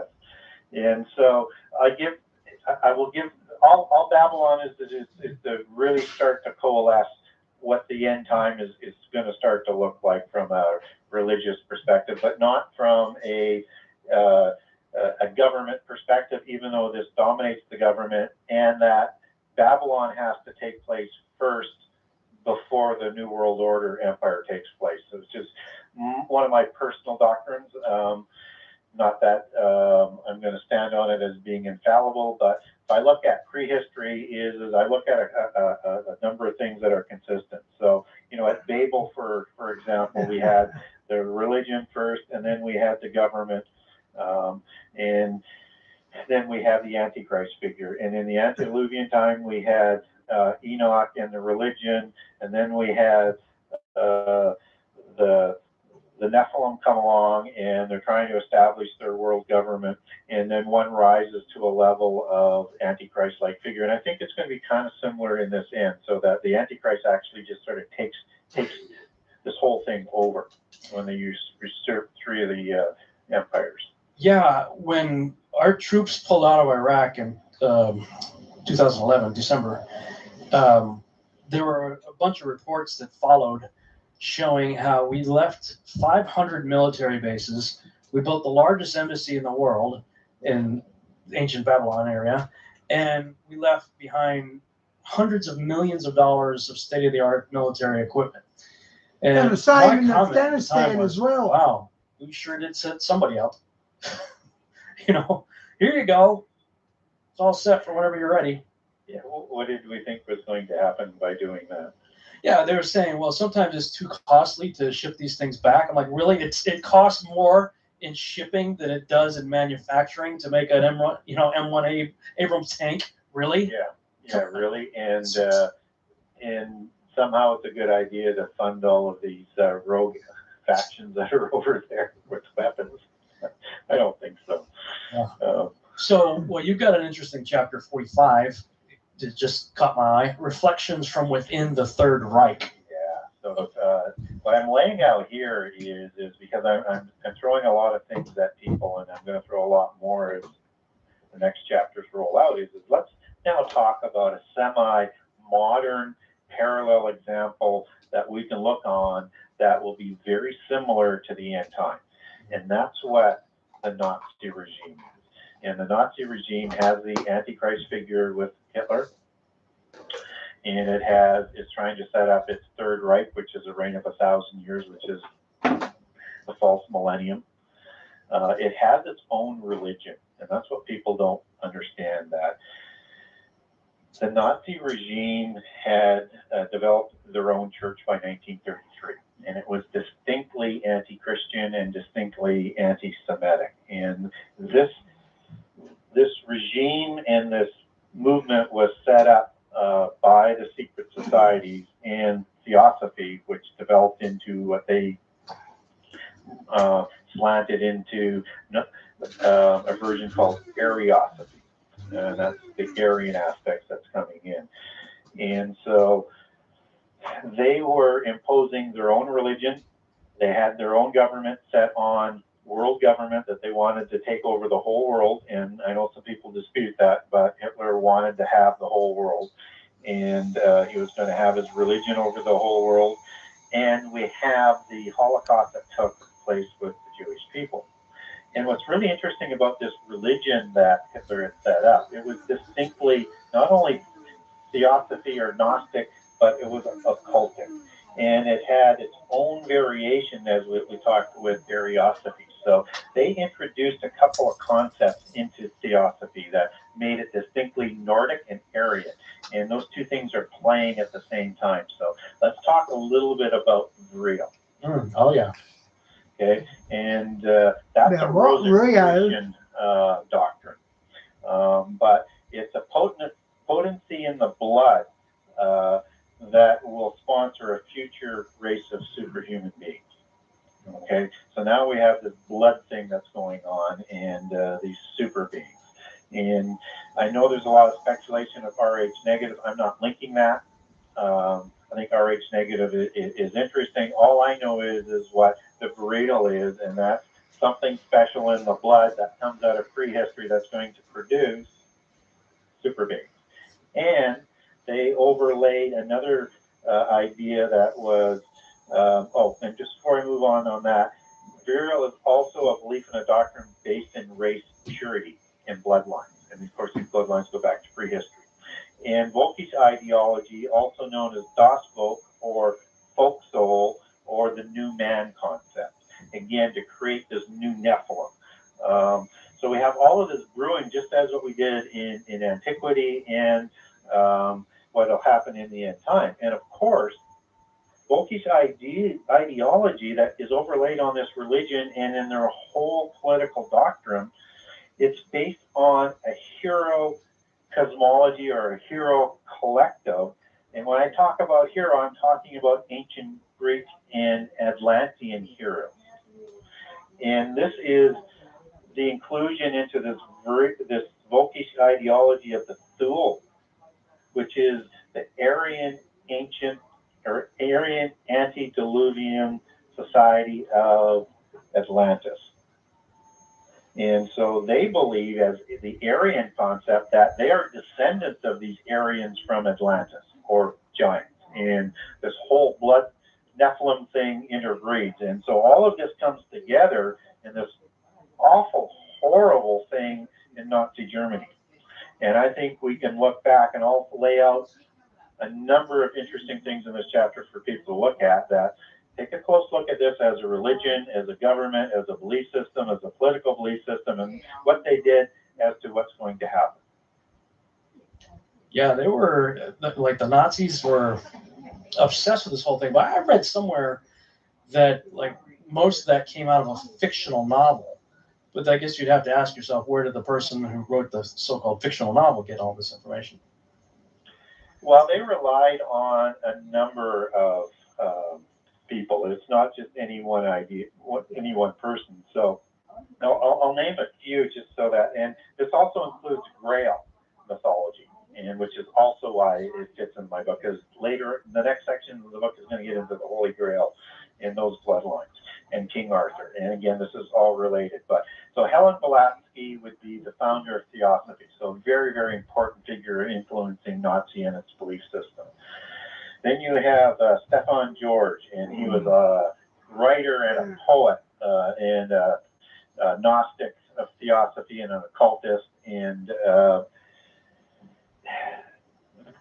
that's where he coins the word pure. And also Wegener is also heavily influencing the Nazi movement. And right after seeing a Wegener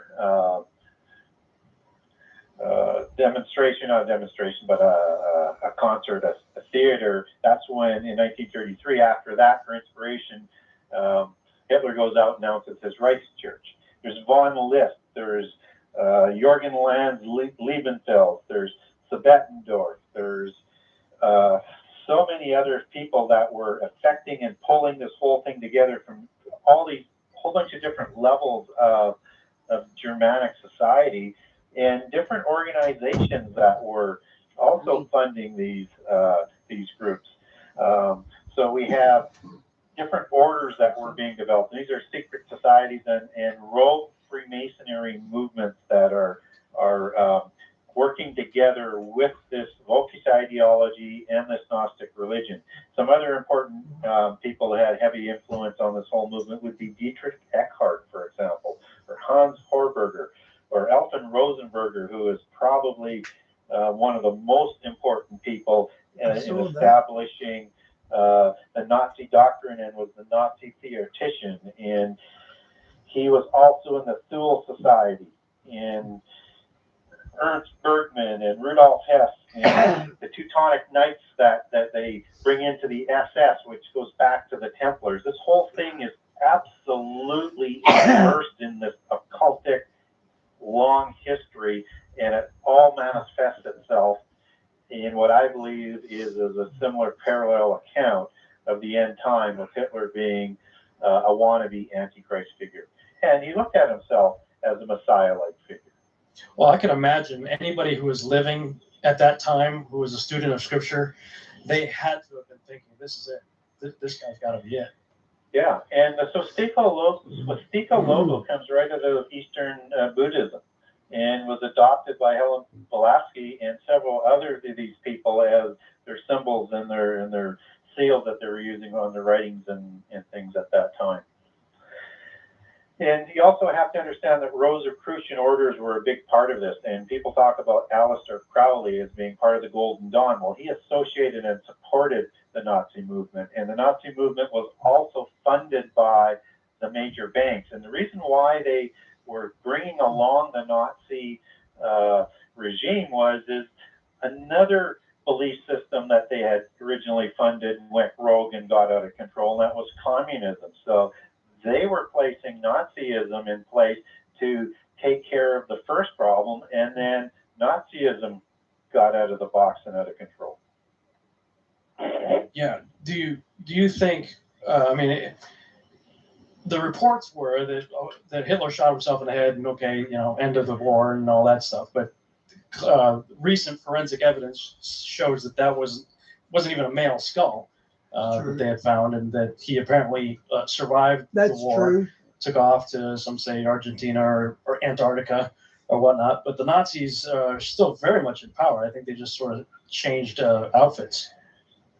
Yeah, they are. Well, we have to factor in one other thing, that history is continually being rewritten by the leftists and the occultists and the Gnostics, and so progressives were just the Western sort of North American version of National Socialism, and so National Socialism has been rebranded by our education system as right-wing fanatics, but they are a socialist movement. Exactly. They were a socialist movement, except that they partner with private enterprise as with oligarchies and or corporations. At the end of the day, they're kind of a similar term in terms of how they're used to further the state and the profit, so that all the wealth belongs with the adepts. And so we have to understand that this reframing of Nazism today is just misinformation. They're lefting. The only thing that the Nazis, as National Socialism were right of, was pure socialism, communism, and anarchism. And most people don't realize this. Well, but we with the space program and Project Paperclip, and we brought a whole bunch of these guys over here, and they basically just took over. Yeah. Well, they were so far ahead on their technology. Do you think they're tapping into with some pre-flood type stuff, or fallen angel technology, or Nephilim? Well, they believe that they were talking to avatars and spirit guides and angels, and it's part of the theosophy belief system that you converse with them. So it is not beyond the possibility on that type of speculation that they receive knowledge to advance their weapons. It's something as mundane as their Tiger tanks and the other tanks that they had were so far superior to what the Allies had. The only reason why they didn't succeed with that is because the Russians and the Allies, Western Allies, could produce way more through their, and so defeated them in sheer numbers. But now we move on to, where did the rocket technology come from? from? Right. That's the big question. Where did the single fixed wing stealth technology come from? Where did the jet engine come from? And I don't know whether the belt from the Nazi belt. That's what I was going to end up with, is where did that Nazi bell technology come from, and what was it, and why does it look like the tops of ancient monuments in the East, as in Vietnam or Thailand or places in Southeast Asia? It's unbelievable. And what were they going to do with that? So somehow, and they were able to do this in such a short period of time. They were a military non-factor in the late 20s. And by the early 40s, they are the most, or the late 30s, or, early 1940s, they're the most powerful military force on Earth. And couple of years later, they've got these fancy weapons that they're developing that just come out of nowhere. Yeah. And they would have probably developed the atom bomb if the Allies hadn't bombed the heavy water plants. Yeah, I mean, clearly something happened, something changed. I mean, they even talked about, we did receive inspiration or whatever from elsewhere. And then, of course, we got like a minute left of the podcast, but the big question is, why were they so obsessed with Antarctica? And many say that that's where a lot of them went, and so did we. When you get into Operation High Jump and Deep Freeze and following, man, the United States, it was like, okay, here we have two world wars, pretty close to each other, and then of course we got Korea, and then getting ready for Vietnam and everything too. But then all of a sudden everybody's like, hey, let's go to Antarctica. Well, they were obsessed with anything Aryan, and there's a lot of them. Okay, guys, that one's over.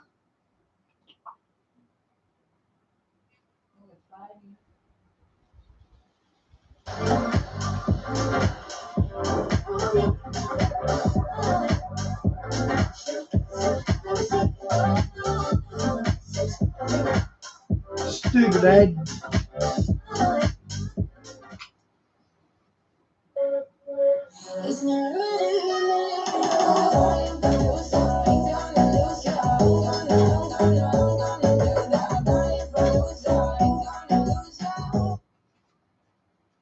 Calendar is so important a little later. That's what.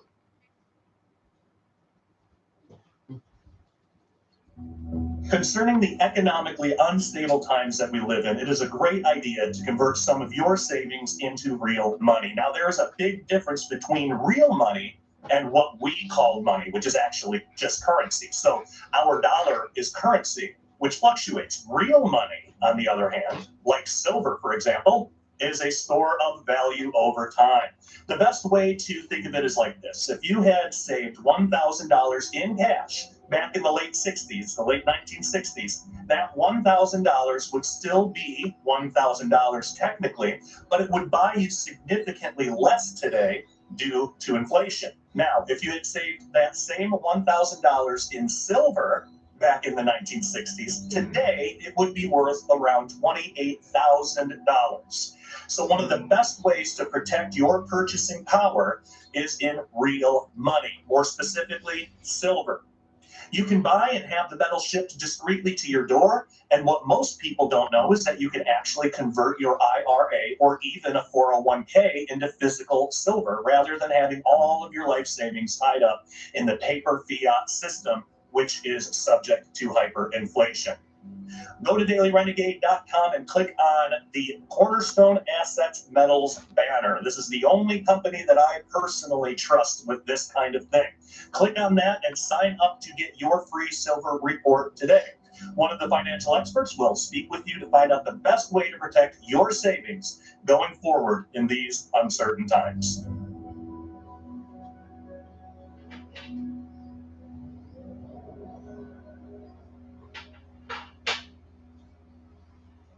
Hey, everybody. Welcome to this episode of the Sharpening Report. I am your host, Josh Peck. Got some exciting news for you, some updates, and some things that I want to show you. So, first off, today we're going to be talking about the Dead Sea Scroll calendar, the Essenes, what their whole deal is. And the reason why is some people have been asking. So for the past couple of years, Dr. Ken Johnson and myself have been putting together the Dead Sea Scroll calendar, but in print form. So Dr. Ken Johnson is the one that put the whole calendar together. I mean, he pieced stuff from Enoch and other Dead Sea Scrolls, and he got it all put together. All I did was just come in with some very minor Photoshop skills. And okay, it's 4 months old, though. He's got a beard going, he's got long hair. Put together the calendar in print form. And we have the 2023 calendar now available, which Christmas is coming up, makes a great Christmas present. People will absolutely love this. And I'm going to get into why the calendar is so important a little later. That's what this episode is about. But first, I wanted to make mention of that. I wanted to show you, if you are interested, how you can get a hold of it. The easiest way is just to go to dailyrenegade.com. And I'll even show you. There we go. Minimize that. So this is the Daily Renegade homepage right here. So you can go here and scroll down and click on this image, and that will bring up the Dead Sea Scroll calendar. Now we have different options available. So there's just the standard wall calendar, which comes in a few different sizes. Yeah, so you can get just a regular wall calendar, extra large, jumbo wall calendar. You can get the PDF version of it, and then you can even pick which binder you want, which is pretty cool.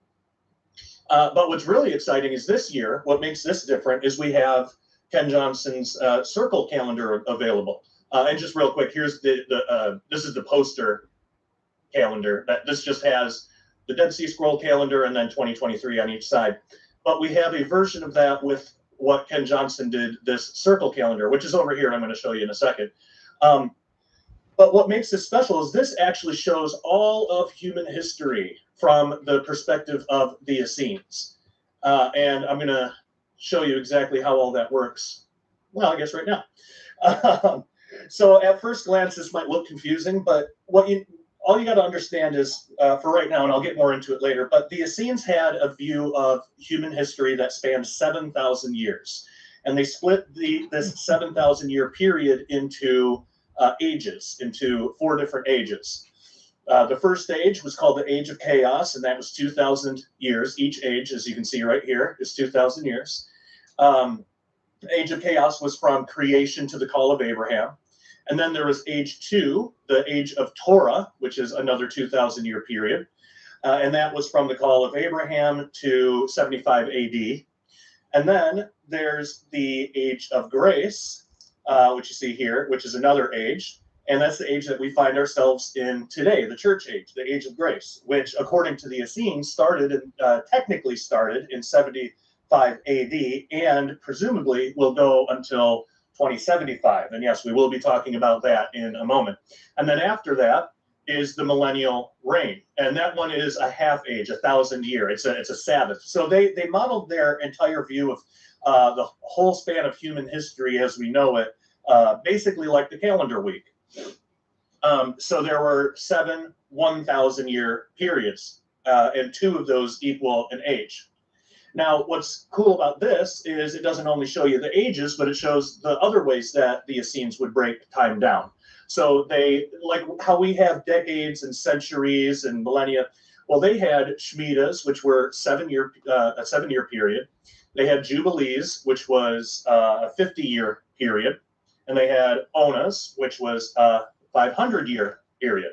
So there would be 4 Onas in an age. So if we look at the Age of Chaos here, Ona 1, Ona 2, Ona 3, Ona 4. These are 500-year periods. And then up here, you have the Jubilees.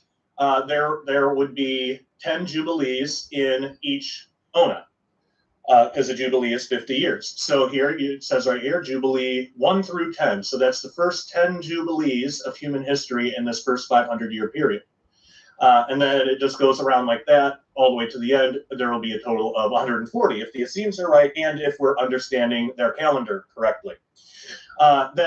So that's what this ring is. This ring is just to show you what this is. And then above that, this is how the Jubilees actually break down. So a Jubilee is a 50-year period. It goes 49 years, but then there's this 50th year, which is the Jubilee year. That's kind of in the middle. And then you can see how the 7-year periods, the Shemitahs, break down into these 7-year periods. So with this circle calendar, you really get all of human history. Now, what's really interesting is where are we at right now? Well, if the Essenes are correct, if we're understanding their calendar correctly, we are. So this purple area here, this is the millennial reign. Look how close we are. We are at the 12th Ona. We are right there. That's second to last Jubilee. We only got one more. And that final Jubilee starts in just over a couple of years, just over 2 years now, 2025. And so it says right here, this is the Jubilee count that we're in, but we're in this one specifically. And you can look over here, and this is the exact year that we're in of that Shemitah. So that is really interesting and pretty mind-blowing. So this would be 2023. I know technically at the time of this recording we're in 2022, but we're close enough. This is a 2023 calendar. So this is 2023. So you got 2024, 2025. That would be the end of our second to last Jubilee, and then we got one more Jubilee after that, if the Essenes are correct. And this also tells you the year as the Essenes would have seen it. AM meaning Anno Monday, which is like year of the world, but they would recognize it as we are living in the year 5948. Now, their calendar starts usually it starts in March, so 5948 would start in March. These calendars all start in March. You have the way that I have these laid out. You have let me see if it'll actually show you. Yeah. So you have on the top, you have and it's not cut like that in real life, but at least it better not be. But you have the start of their year, and then on the bottom you have our actual calendar. So really, really interesting. And again, these make great gifts. People will absolutely love them. And then again, we have that circle calendar as well. So I wanted to show you that and show you how all that works to consider as a great Christmas present. So I'll switch back over to me now. There we go. And yeah, so it's really exciting stuff. And I'm going to pull up my notes because we got some Essene stuff to talk about. Double your smartphone's battery life with this revolutionary device. There's a 90% chance your phone is already infected with this. There's a new groundbreaking discovery that's reversing planned obsolescence. And smartphone companies are trying their hardest to make it illegal. Rather than spending $1,200 to $1,800 on a brand new smartphone every year, this device... All right. So if you're not familiar with this topic at all, there might be some people joining for the first time and they haven't heard this first. You should go get a membership at dailyrenegade.com because I do have a really long, in-depth teaching on everything with the Essenes, Dead Sea Scrolls, and the prophecies that they contain. I've got a whole bunch of teachings. Diane, is he a big star? I've never heard of him. On there, made exclusive for members. So you can go to dailyrenegade.com and get a membership. Today, you can even try a week trial and see if you like it. But first, so who were the Essenes? Well, they were formed around the same time as the Pharisees and the Sadducees. So they're contemporaries of Jesus. They started a couple hundred years before that. But they believed that the Pharisees and the Sadducees had become corrupt, and they believed that they held on to the true Jewish faith, what it was always meant to be. You know, another interesting thing about that calendar is you can actually go through the Bible using that calendar, and you can see how it all works. Like you can take the flood as a good example of that. You can count out all those day counts, like 150 days. You can count that all out and see how it all works. You can do that with prophecy too, which I detail heavily in my book, The Lost Prophecies of Qumran, which if you want to get that, skywatchtvstore.com is the place to go. And with that, you'll get Dr. Ken Johnson's book on the Essenes as well. But the Essenes believed that the Pharisees and Sadducees had become corrupt, so they formed a settlement in Qumran. the whole point there was that apparently sometime in the past, the Pharisees, Sadducees, before they broke up into these three different groups, the Jews at the time adopted a pagan lunar calendar. They were going through persecution. This was probably around the time, this was probably Antiochus Epiphanes when this happened. Because if you look at their ancient calendar, it aligns with the lunar calendar that the Pharisees and Sadducees adopted. This is actually how they became Pharisees and Sadducees. It actually aligns with the modern Jewish calendar today, which is why it's so different. But they were under persecution. They basically made a deal. Like they said, Antiochus, okay, you can do some of your Jewish stuff, but you got to adopt our calendar. And they agreed. Well, there were some who agreed, some who didn't. The ones who were in power, agreed, but the ones who didn't broke off and became the Essenes. They said, nope, that is completely inappropriate. We're not going to adopt this lunar calendar. We're going to keep our own calendar. We're moving to Qumran. So they formed a settlement in Qumran. They wrote and kept the Dead Sea Scrolls. And they were still around during the time of Christ. They actually called the Pharisees the sons of darkness. So when you read, like the War Scroll or something, you'll see sons of light, sons of darkness. They considered themselves the sons of light, and the Pharisees as the sons of darkness, because they adopted this pagan lunar calendar. And then they considered the Sadducees, they called them the seekers of smooth things, meaning they wanted easy lives. They didn't really believe in a whole lot having to do with the afterlife or anything like that. So it was like, look, this is the only life we get. Just follow along with what the government says. Just take it easy. Just do whatever. It doesn't even matter anyway. So they were called the seekers of smooth things in the Dead Sea Scrolls. Makes sense. So there was a time of 400 years between the Old Testament and New Testament, and the Dead Sea Scrolls really helped fill that in. Now, I don't consider the Dead Sea Scrolls as canon. This isn't. We shouldn't take these as inspired text from God. It's good history. And there's some really interesting stuff in there. There's prophecies in there. But for his own reasons, God chose not to include those in our Bible. So we have to respect that. That doesn't mean that they don't have value, though. There's still a lot of value in there. There's a lot of prophecies. They had a bunch of prophecies about the Messiah, and they knew exactly what to look for. And we hear this a lot, like, oh, no Jew at the time knew what the Messiah was going to be. Well, there were some who did. That's why sometimes you read in the Bible, especially when they're talking to the Pharisees, they can't convert these guys. It's like really difficult to convert them. But then sometimes Jesus or the apostles go and speak, and thousands get converted all at once. Well, some of them were probably Essenes, and they already knew what to look for. They already knew the time was at hand. When Jesus said you don't recognize the time of your visitation, he was talking to the Pharisees. The Essenes knew because they had it in their prophecies in the Dead Sea Scrolls. And again, I go into lengthy detail in the Lost Prophecies of Qumran. But you read the Old Testament and everything kind of makes sense. You get what Israel's doing, you get what the Jewish faith was at the time, and you understand it.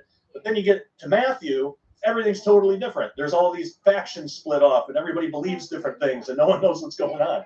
Well, a lot of that time in between the Testaments is still a mystery, but we can fill in some blanks with the Dead Sea Scrolls and then some other history. But the Dead Sea Scrolls came into existence during that time, the 400 silent years. That's what it's called. So we can use them to tell us what happened during the two Testaments.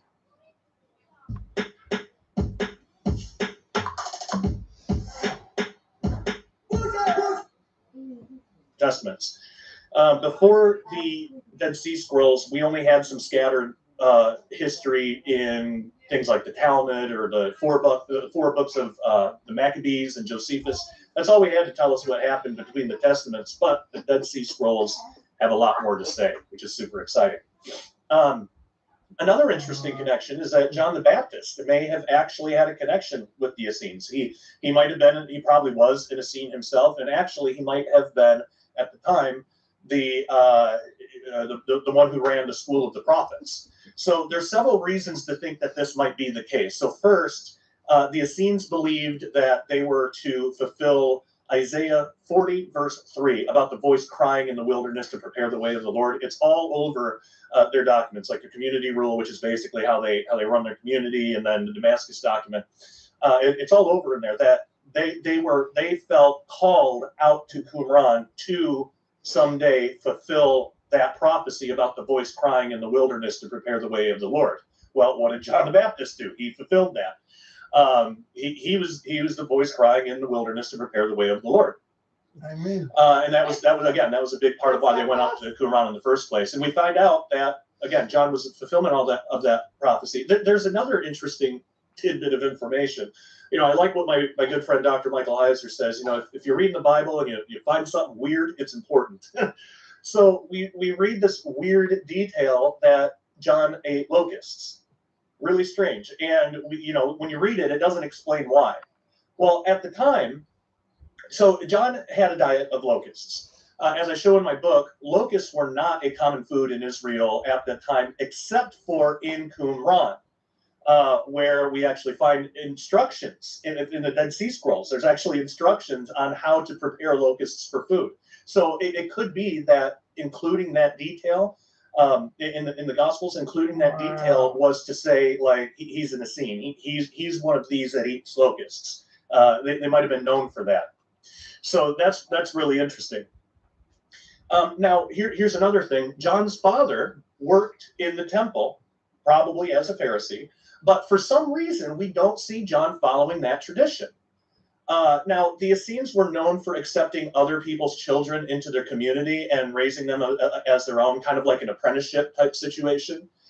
So, imagine John's dad, he's working in the temple, this angel comes, he can't, he's freaked out that he can't talk because he doesn't believe it for a while. He can't talk for a period of time.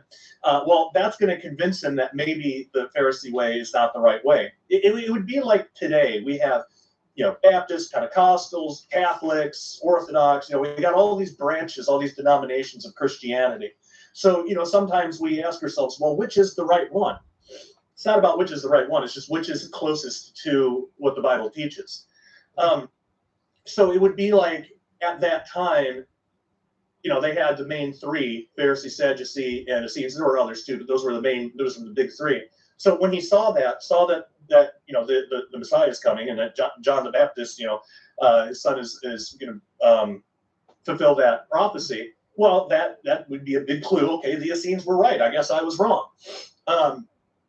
So it stands to reason he probably sent John to be with the Essenes to learn in their ways, because again, the Essenes were known for allowing children to come and live with them to be raised up in the Zadok priesthood. So it seems like John probably went to go live with the Essenes pretty early on. Now, John was baptizing before Jesus comes on the scene, and the Essenes were known for frequent ritual bathings. Baptism was a big deal with the Essenes. It was different than how we do it. We do it once, for faith, and that's it. They would do it ritually throughout the day. Now, one of the most important things about the Dead Sea Scrolls is that this is lost Jewish history. And it's one of the most important reasons that I wrote Lost Prophecies of Qumran. Right now, most Jewish people are either secular or Orthodox, which the Orthodox stuff comes from Pharisee teachings. And a lot of them don't even know that there's another option. There is an extremely rich history full of honor and obedience to God that is completely Jewish. Completely Jewish. If you try to witness to a Jew in Israel and try to bring up Christianity, a lot of times they think of like the Holocaust. They don't have a good view of Christianity. They have a mistaken one. At least true Christianity, because they've had a history of being persecuted by people calling themselves Christian. Now, of course, if you're calling yourself a Christian and you're persecuting a Jew, then you're either not really a Christian or you're just really terrible at it.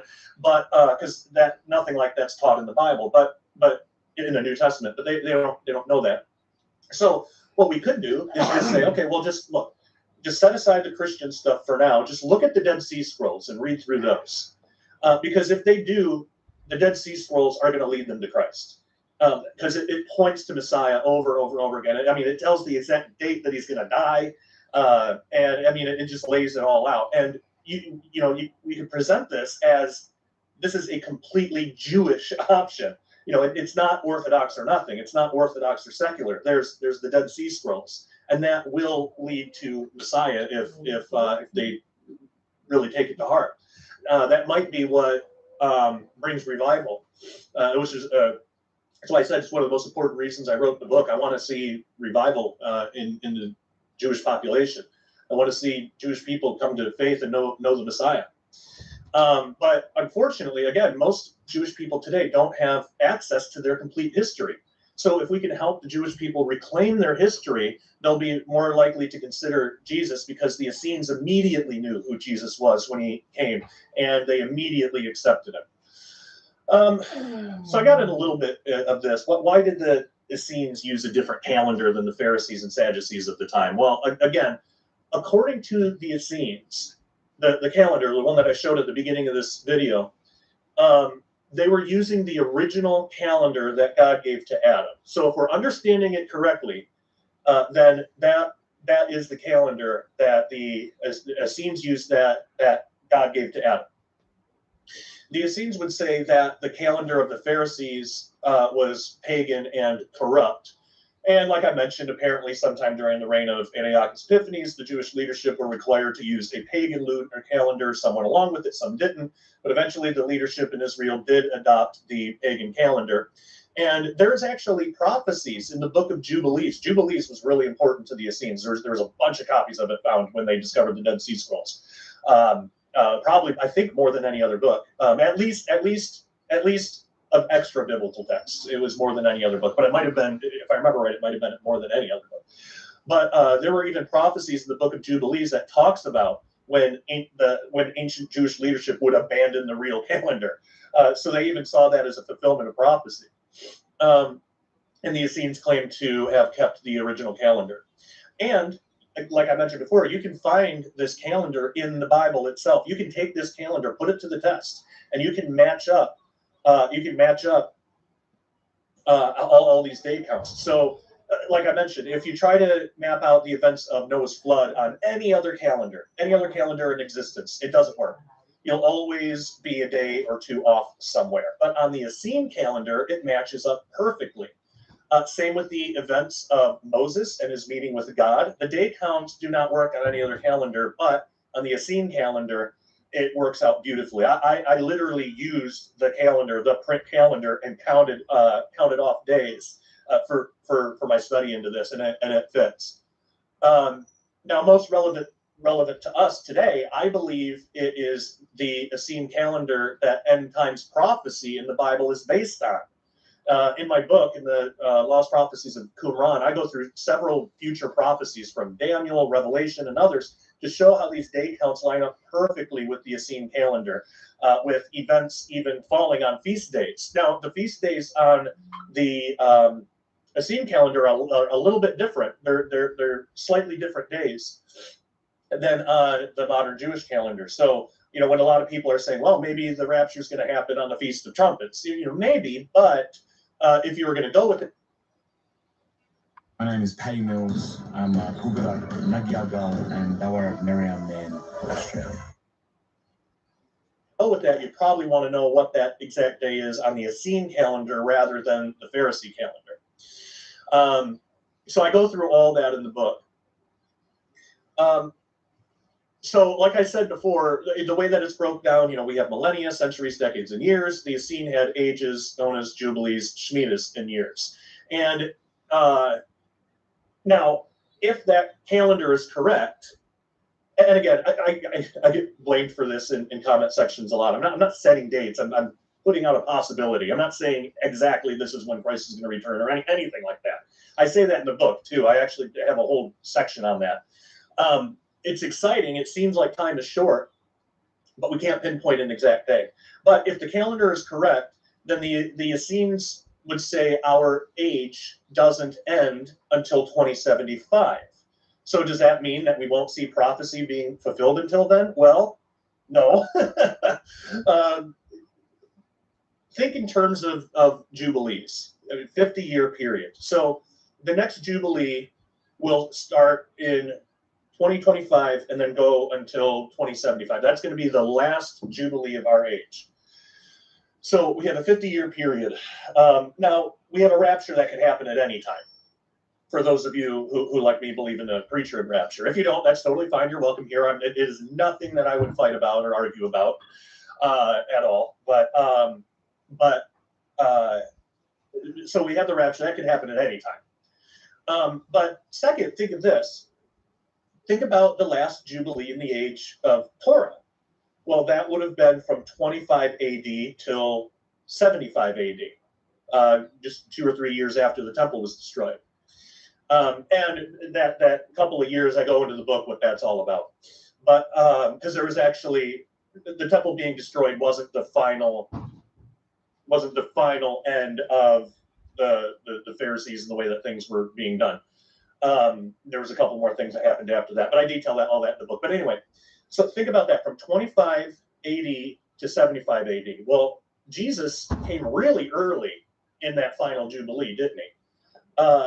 He had already been born, and it was probably around 29 AD where he started his public ministry, and then in 32 AD, somewhere around there, give or take a year, whatever, but somewhere around there, and then 32 AD when he would have been crucified. Well, all that happened really early in their final jubilee. So it stands to reason it's at least possible he could return early in our final jubilee. Now, 29 is interesting because 2029, Tom Horn wrote a whole book called The Wormwood Prophecy, and he wrote that. He was writing that when I was first looking into Dead Sea Scrolls and Essene prophecies and stuff like that. And without knowing it, our research kind of correlated together. I ended up writing a chapter of his book. I don't remember if it was The Wormwood Prophecy or The Messenger. I'd have to look at it. But I wrote the Essene chapter. I wrote that in that book for him. And in that, because he was saying the Apophis asteroid that's supposed to make a near flyby Earth in 2029, he's convinced that that's wormwood. And it could be. Now, even if that is, we still can't really set a date because it comes in 2029, it comes in, what's the next one, 2030 something. And then I think 2036, that's right. And then again in 2068, which is really interesting because there's sevens all over that. So from 2029 to 2036, that's 7 years apart. 2068 to 2075 is 7 years. So there's like 7 years all over it. And so our research kind of correlated there because he's convinced that 2029, that the Apophis asteroid, that's going to be the middle of the tribulation. And I do talk a little bit about that in my book as well, which would put the start of the tribulation somewhere around 2025. Now, again, we're not setting a date because we don't know for sure. There's several options. We have a 50-year period to work for, and that's only if we're even understanding the calendar right. We might be wrong on all of this. So, I'm perfectly willing to admit that. We do have to have, we got to be careful when we talk about these things. I'm not saying exactly that something's going to happen. We don't know. And I even say in the book, if I was a betting man, that the safe bet would be that nothing's going to happen. That the day is going to 2025 is going to come and go with no incident. That would be the safe bet, because nobody's ever gotten it right when they've tried to predict this stuff. So I'm not trying to predict it. I'm just trying to relay what the Essene said to the best of my understanding. So yes, we do have a 50-year period. But does that mean that we have to wait all the way till 2075 for a return of Jesus? Not necessarily. There's several different ways that this could pan out. First, you can have the rapture at any time. If the tribulation and the return of Christ did happen early, which it could, Christ could come back. Well, how long is it going to take to cleanse the temple? Actually, we do kind of have an answer to that. I think that's, I got to go and read it again, but one of those day counts, and I think it's the 2,300 days. I think that the extra time was for the cleansing of the temple. But how long is it going to take to build that city in Ezekiel that we read?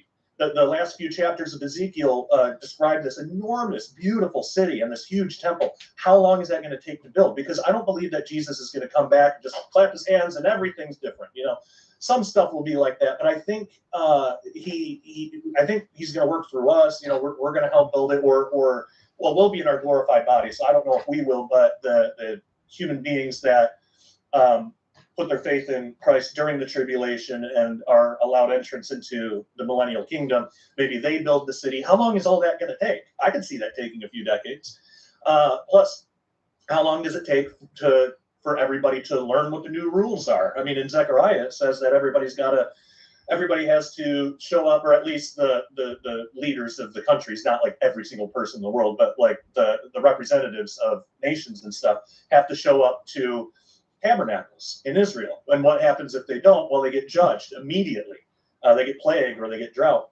Well, how long does it take to teach everybody the new rules? You know, how is all that gonna pan out?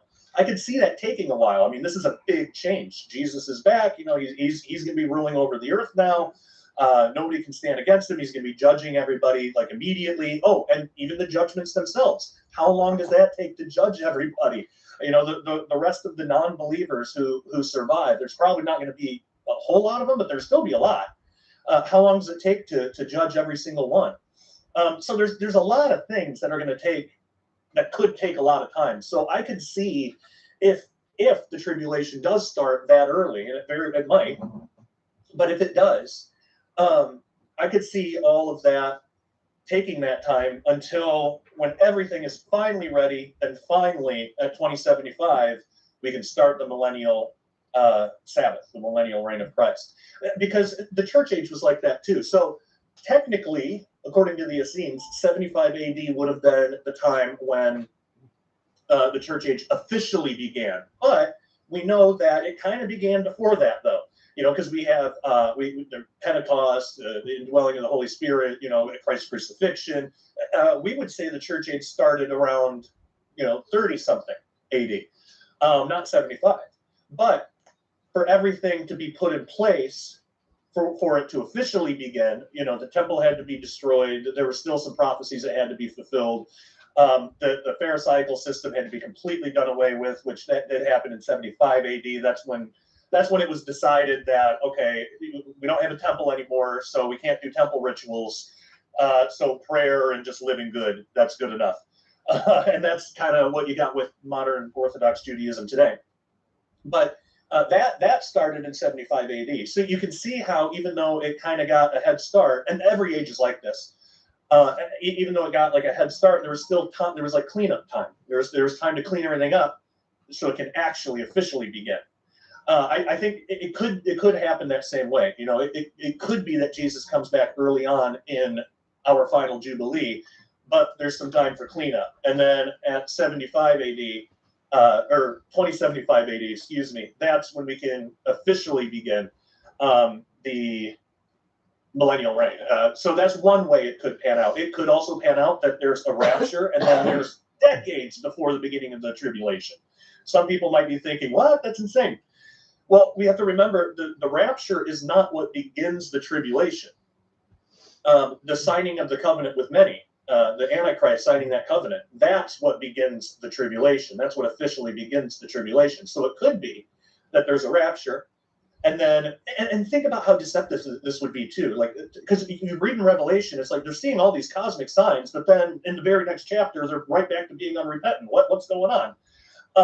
Well, imagine if the rapture happened today. Most people that are left behind have heard of the rapture. I mean, there was even a ridiculous CNN article about rapture anxiety and how, we Christians, by talking about the rapture, we're just basically abusing people, which is just totally ridiculous. But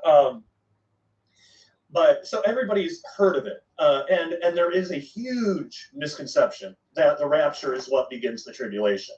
Most non-religious people, most people who don't study this, even a lot of Christians, think that. So if the rapture happens, probably for a while, people might be thinking, oh my gosh, that's the rapture. And you'd probably have a lot of people get saved immediately. But now imagine though, a year goes by, a couple years goes by, nothing's changed. 3-4 years goes by, 7 years goes by, no return of Christ, no fulfillment of prophecy. After a decade, those people who, the people who remained in unbelief are going to think the Christians who repented after the rapture, they're going to think, well, they're just being silly. That must not have been the rapture. That must have been something else.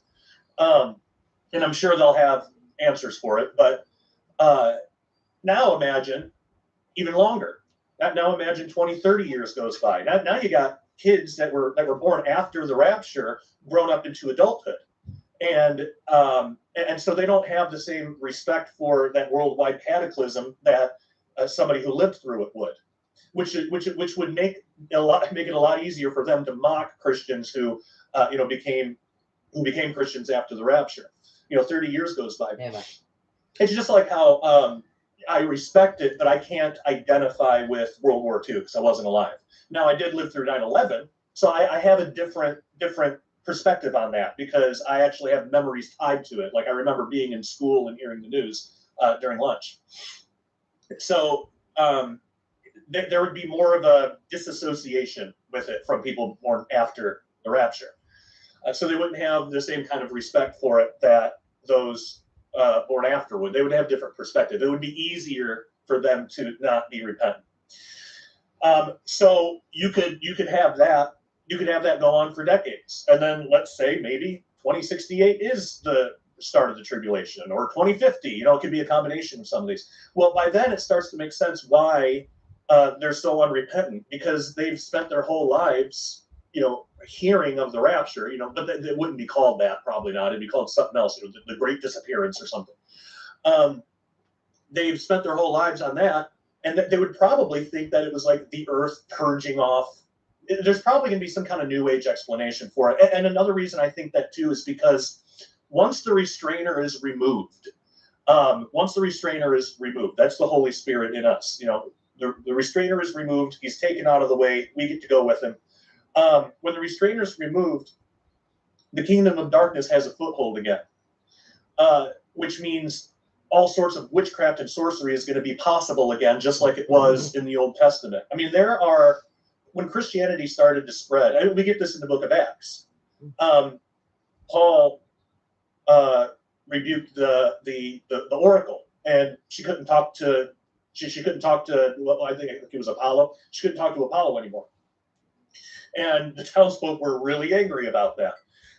Well, that was a common thing in church history in the early church. As Christianity spread, there's ancient accounts from like Lactantius and stuff. There's ancient accounts of how oracles couldn't speak to their false gods anymore. It dampened the kingdom of darkness. It like tamped it down. Restraining is the perfect word for it. And that's why we don't see the level of crazy, insane magic today that you read about in the Old Testament, like the magicians of Pharaoh. I don't believe that was just like parlor tricks. I think they actually were able to do that through the power of Satan. But God was showing that obviously God's way more powerful than that.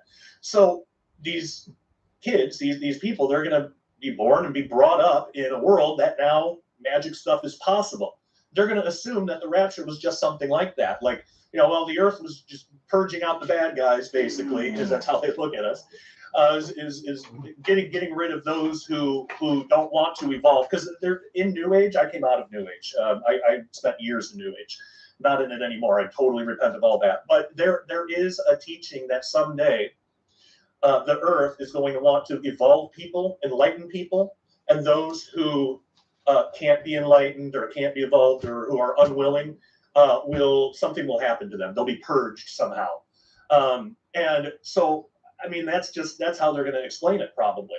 Well, all this magic stuff is this is us. We're evolving. We're becoming enlightened. And those people that disappeared that are just gone now, they couldn't evolve. They weren't enlightened enough. Not like us. I mean, see how that can speak to their pride? They're going to think that this magic ability comes from them. So you can see how deceptive that would be. And then that's why it says they repented not of their murders and sorcery. So that's another way that this could happen. Because another point too that I want to make, the Essenes believed that time in heaven worked the same as time. Now that doesn't mean that God himself is bound by time, but that time for like the angels and people in heaven, that it runs parallel with our own. It's the same time. It's time for everybody. And that's why they believed, this is actually why they rejected the lunar calendar, because they said that it was incredibly important that the rituals and the feast days and the sacrifices, they all had to be done on certain days, because the angels were doing similar things in the heavenly temple, in concordance with human beings. Now, obviously, angels aren't sacrificing anything, but they're doing some kind of rituals up there. What they're doing, we get little bits of in Revelation 8, how the angel had the censer and everything. That's the Day of Atonement. That if you compare that with Leviticus, and I do in my book, and I go through detail in Lost Prophecies of Qumran, but the angel is performing the heavenly duties of the Day of Atonement. And they now, we don't know the whole story of why, but it seems to have something to do with helping humans in service and helping them, doing something. But we read about that. So that's why they rejected the calendar. But so time works the same. We know as Christians, at some point, we're going to be rewarded, right? Well, how long is that going to take to get through every single Christian? I mean, it's hard to say, because we don't know how long that process takes. We don't know if it's like, a flash before your eyes and you just kind of remember everything in your life, and then you see your works there, and some are burned and some not. Or if it's like you sit down and talk with Jesus for a while about your life and kind of go through everything. We don't know how long that's going to take, but we know that throughout the past 2,000 years, there have been a lot of Christians. So that I can see that taking decades. We might get raptured, and there might be an angel that says, "All right, here's your ticket, and in 27 years and 3 months and 6 days, that'll be your time. At this time to meet with Christ." We don't know how it works, but that could allow for that if there is a gap of time between the rapture and the start of the tribulation. And the more I look into it, the more I'm seeing that is likely. If there is a long gap of time, that could explain this final jubilee. How like a rapture type event might happen early on, and then decades could go by with nothing. And maybe that's part of the strong delusion that God sends. Who knows? So these are just possibilities. So don't let it discourage you that the Essenes believed that 2075 was the end of our age. That, for one thing, we don't know if they were right. We don't know if we're understanding the calendar correctly. We don't know. We could be a couple years off. This is a lot we don't know. So it's impossible to say for sure. But even if all of that is right, don't let that discourage you, because stuff can still happen really early on. And if the past age is any indication, the age of Torah, then we can expect that it could be the same in our own age. Stuff could happen early on in the beginning of our final Jubilee, which again starts very soon. We only got a couple years left. So that's just some different ways that this could pan out. Now, what I don't want to happen is I don't want people to hear this and get really excited about it and then start thinking that they need to become Essenes now or something. Now, because there is a danger in following the Essene way too closely, because again, they were human beings. They were the closest to okay, it's like this. Jesus was not an Essene, all right? The Essenes were followed more closely to the types of things that Jesus was teaching, but they weren't perfect. Jesus wasn't an Essene. He came and instructed the Essenes, and the Essenes, by and large, accepted him more readily than the Pharisees and Sadducees. So they weren't perfect. But the great thing is the Essenes were mainly the ones who accepted Jesus and spread the gospel. So we already come from the Essenes. Oh, yeah, and that's something that's really cool about them too. And then I'll get back to that. But there's this question. There's this question in history. Where did the Essenes go? It just seems like they just disappeared one day. Where did they go? It's not a mystery. they accepted the gospel and they took the Great Commission seriously, and they went out and they preached to the nations because that was their new mission. And they left some of the Dead Sea Scrolls behind.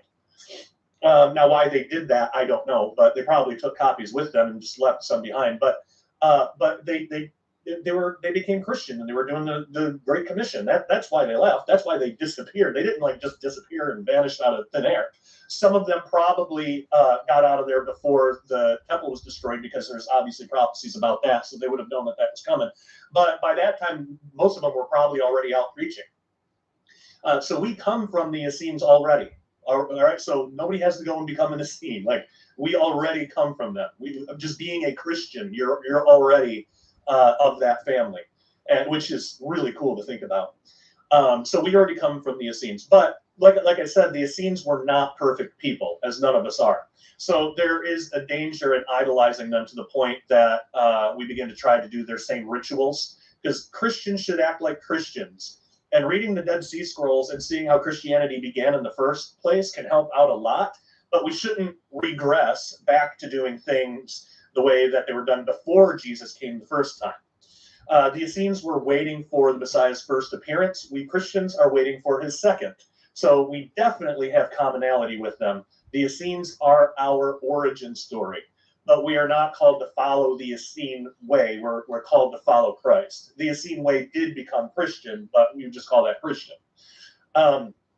Also, another point, when they went to Samaria and the apostles that Jesus was with, which likely were Essenes, and I wrote about this in the book, but they said, hey, should we just rain fire and brimstone and just destroy this place? Because when you read the Dead Sea Scrolls, I mean, they don't have everything exactly right. They were kind of big on hating their enemies. And Jesus told us not to do that. So they had some stuff to learn too. So Jesus was like, no, we're not doing that. We're knock it off, you know.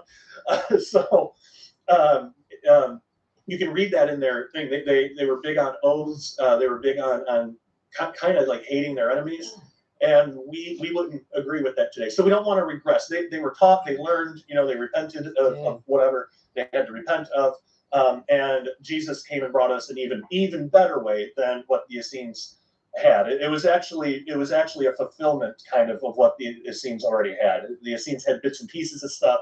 Jesus came and put it all together. So that's what we should be following. So that, you know, if you get the calendar, you don't need to follow the feast days. You can do it in remembrance. I mean, obviously not sacrifices and stuff, but if you wanted to celebrate Passover, you know, of course, do a Passover Seder. It all points to Christ anyway. As long as you're doing it like that, I think that can be a really healthy thing. Now, that brings up a question, you know, should Christians follow the Essene calendar? You know, in a sense of learning about it, so we know when things happened in the Bible and possibly even when things are going to happen prophetically, then yeah, absolutely, follow the calendar. But if it's in the sense of it being required to do the feasts and the festivals that are in the Essene calendar, then absolutely not. You can do some of them, but even remember, in the Old Testament, in the Torah, Gentiles weren't even allowed to do some of the feasts and stuff. They weren't allowed to participate in all of it. So you're not being like a super Christian by following all of this stuff. It just doesn't work that way. The feasts in the Essene calendar pointed forward to Christ, so we are not required to do them. However, if it's just for learning purposes, and if you're not sacrificing sheep or something, then doing some form of them, you know, might be beneficial. Like I said, you can do a Passover Seder, and you can show how all of the pieces, all the elements and stuff point to Christ. I think that's great. But we have to remember, they were required to sacrifice animals, and we are not. So there are things in the feasts that we are not permitted to do, which then follows, meaning you're not required to do all of them, and you're not getting some kind of extra spiritual boost if you follow all the feasts and stuff. It doesn't work like that. And also many of the feasts, because there are new feasts in the calendar, like Feast of New Oil. A lot of them we don't even know how to do them anyway because they've been lost to history. We have little bits and pieces in the Dead Sea Scrolls, but not much, not enough to actually perform it. The scrolls are way too fragmented. They're too degraded. So yes, follow it in the sense of learning it and learning how all this, or using it as a study tool for prophecy. That's what I do. But I would advise against applying it directly to day-to-day life and following it the way that the Essenes would have. If they intended for us to do that, the Essenes, when they became Christians, they would have taught people that, and they didn't. There's no instance of that. So Daniel, I think this is interesting. Daniel 12:4 says, "But thou, O Daniel, shut up the words and seal the book even to the time of the end. Many shall run to and fro, and knowledge shall be increased." I think we're living in that time today.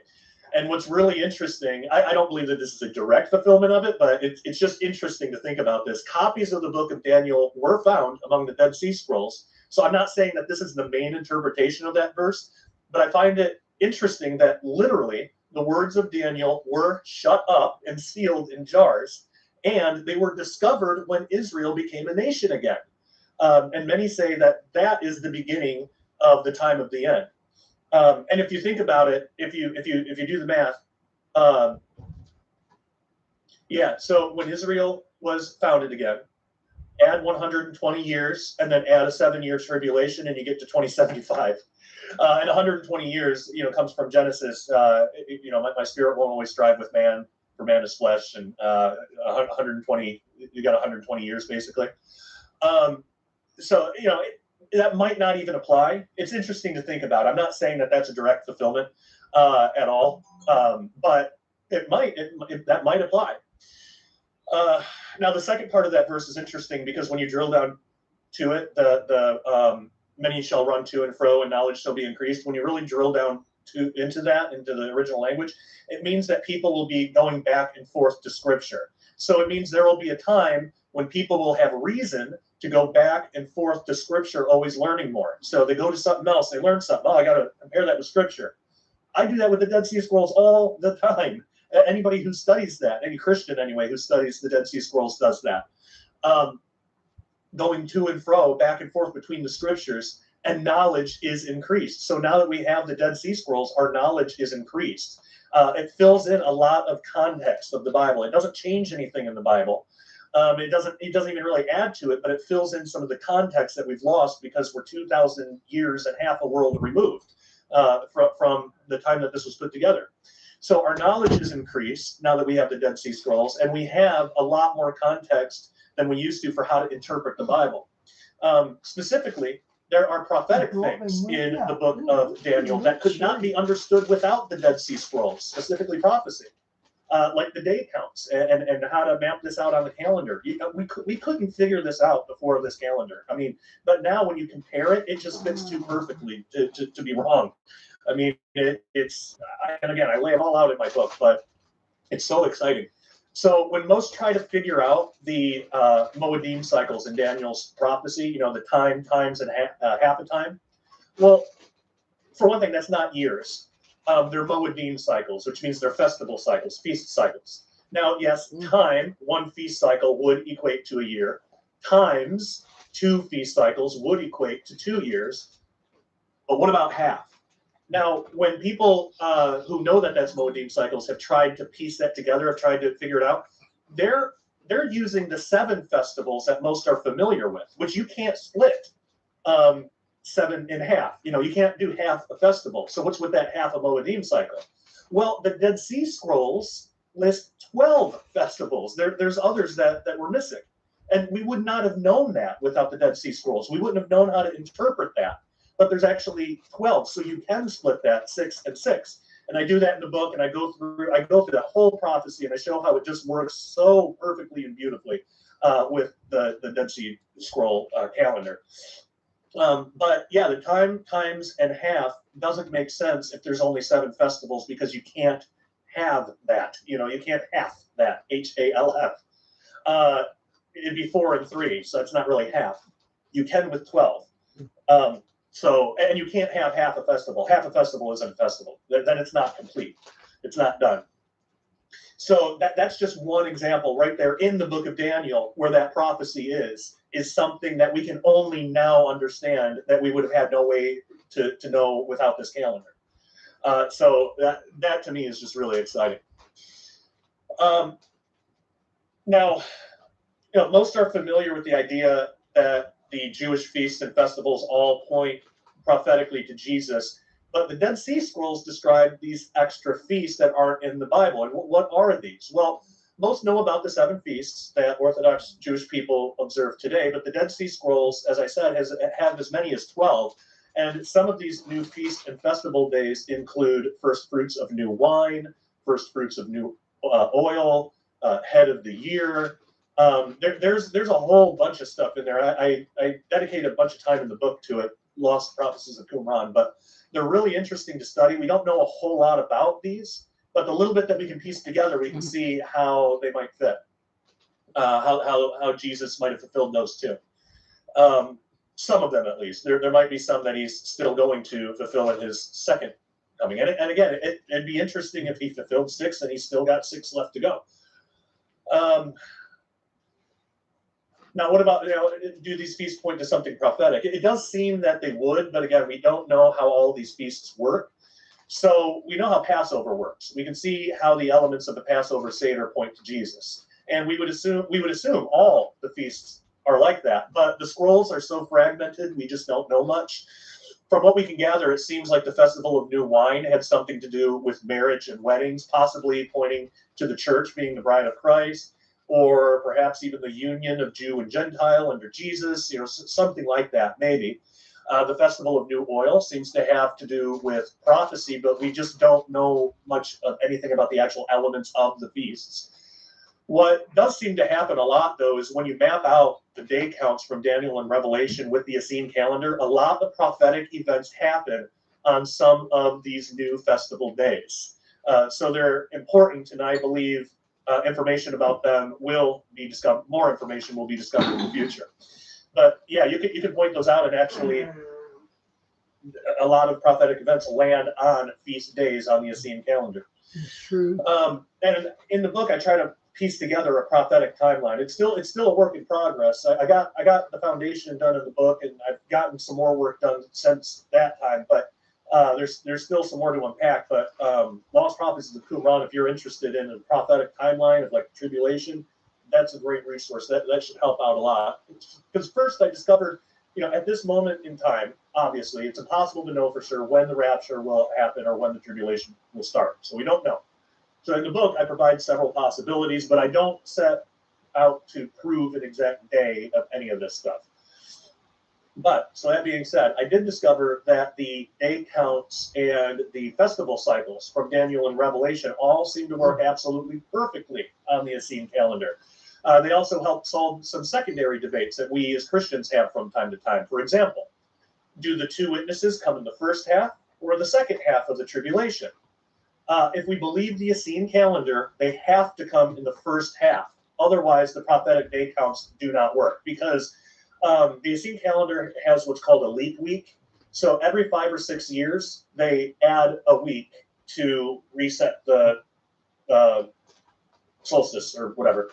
I map it out in the book, but when you have a 7-year period, there's going to be a leap week in there, and when you map it out, you find out that the 2 witnesses must come in the first half, because that leap week throws off the counts if they come in the second half. So that's something that we can now know, which is really interesting. All right, I think we're gonna call it good here for free.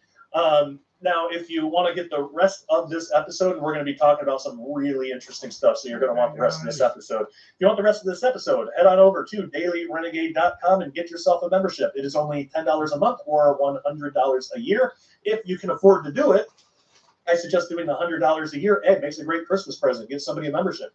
I recommend doing the $100 a year because it's technically cheaper. If you do it month by month, after a year, you'll be spending $120. But if you do the year, that's only $100. So it's like $20 off.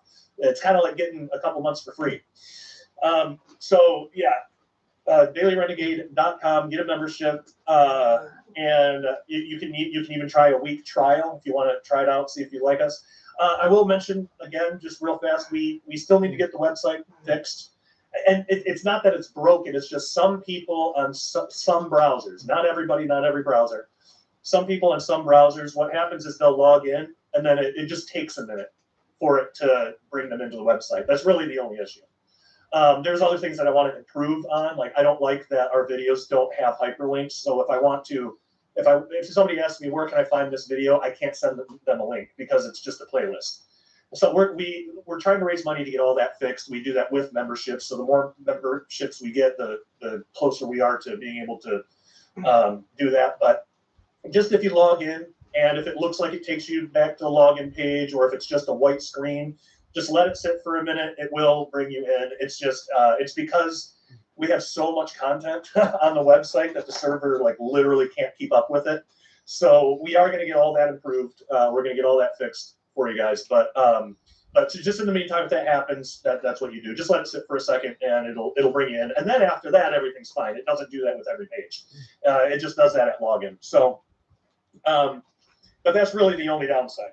The upside is plenty of content that there is to watch. There's lots of free stuff. We got free movies on there, free documentaries. Documentaries I've never even released in DVD form ever. I have on there. Just lots of great stuff. We have like 8-hour-long studies, even like with Tim Marino on his book Birthright. We did an 8-hour-long study into that, and that's on there. I've done hours and hours of series on the Essenes and Dead Sea Scrolls, stuff we're talking about today on the calendar. If you want more information on that, it's all there. DailyRenegade.com is the place to go. So we'd love to have you. Please get a membership. That would be amazing. We'd love to have you as part of the family. So so you can get the rest of this episode there. Once again, DailyRenegade.com. For everybody viewing for free on YouTube, Rumble, or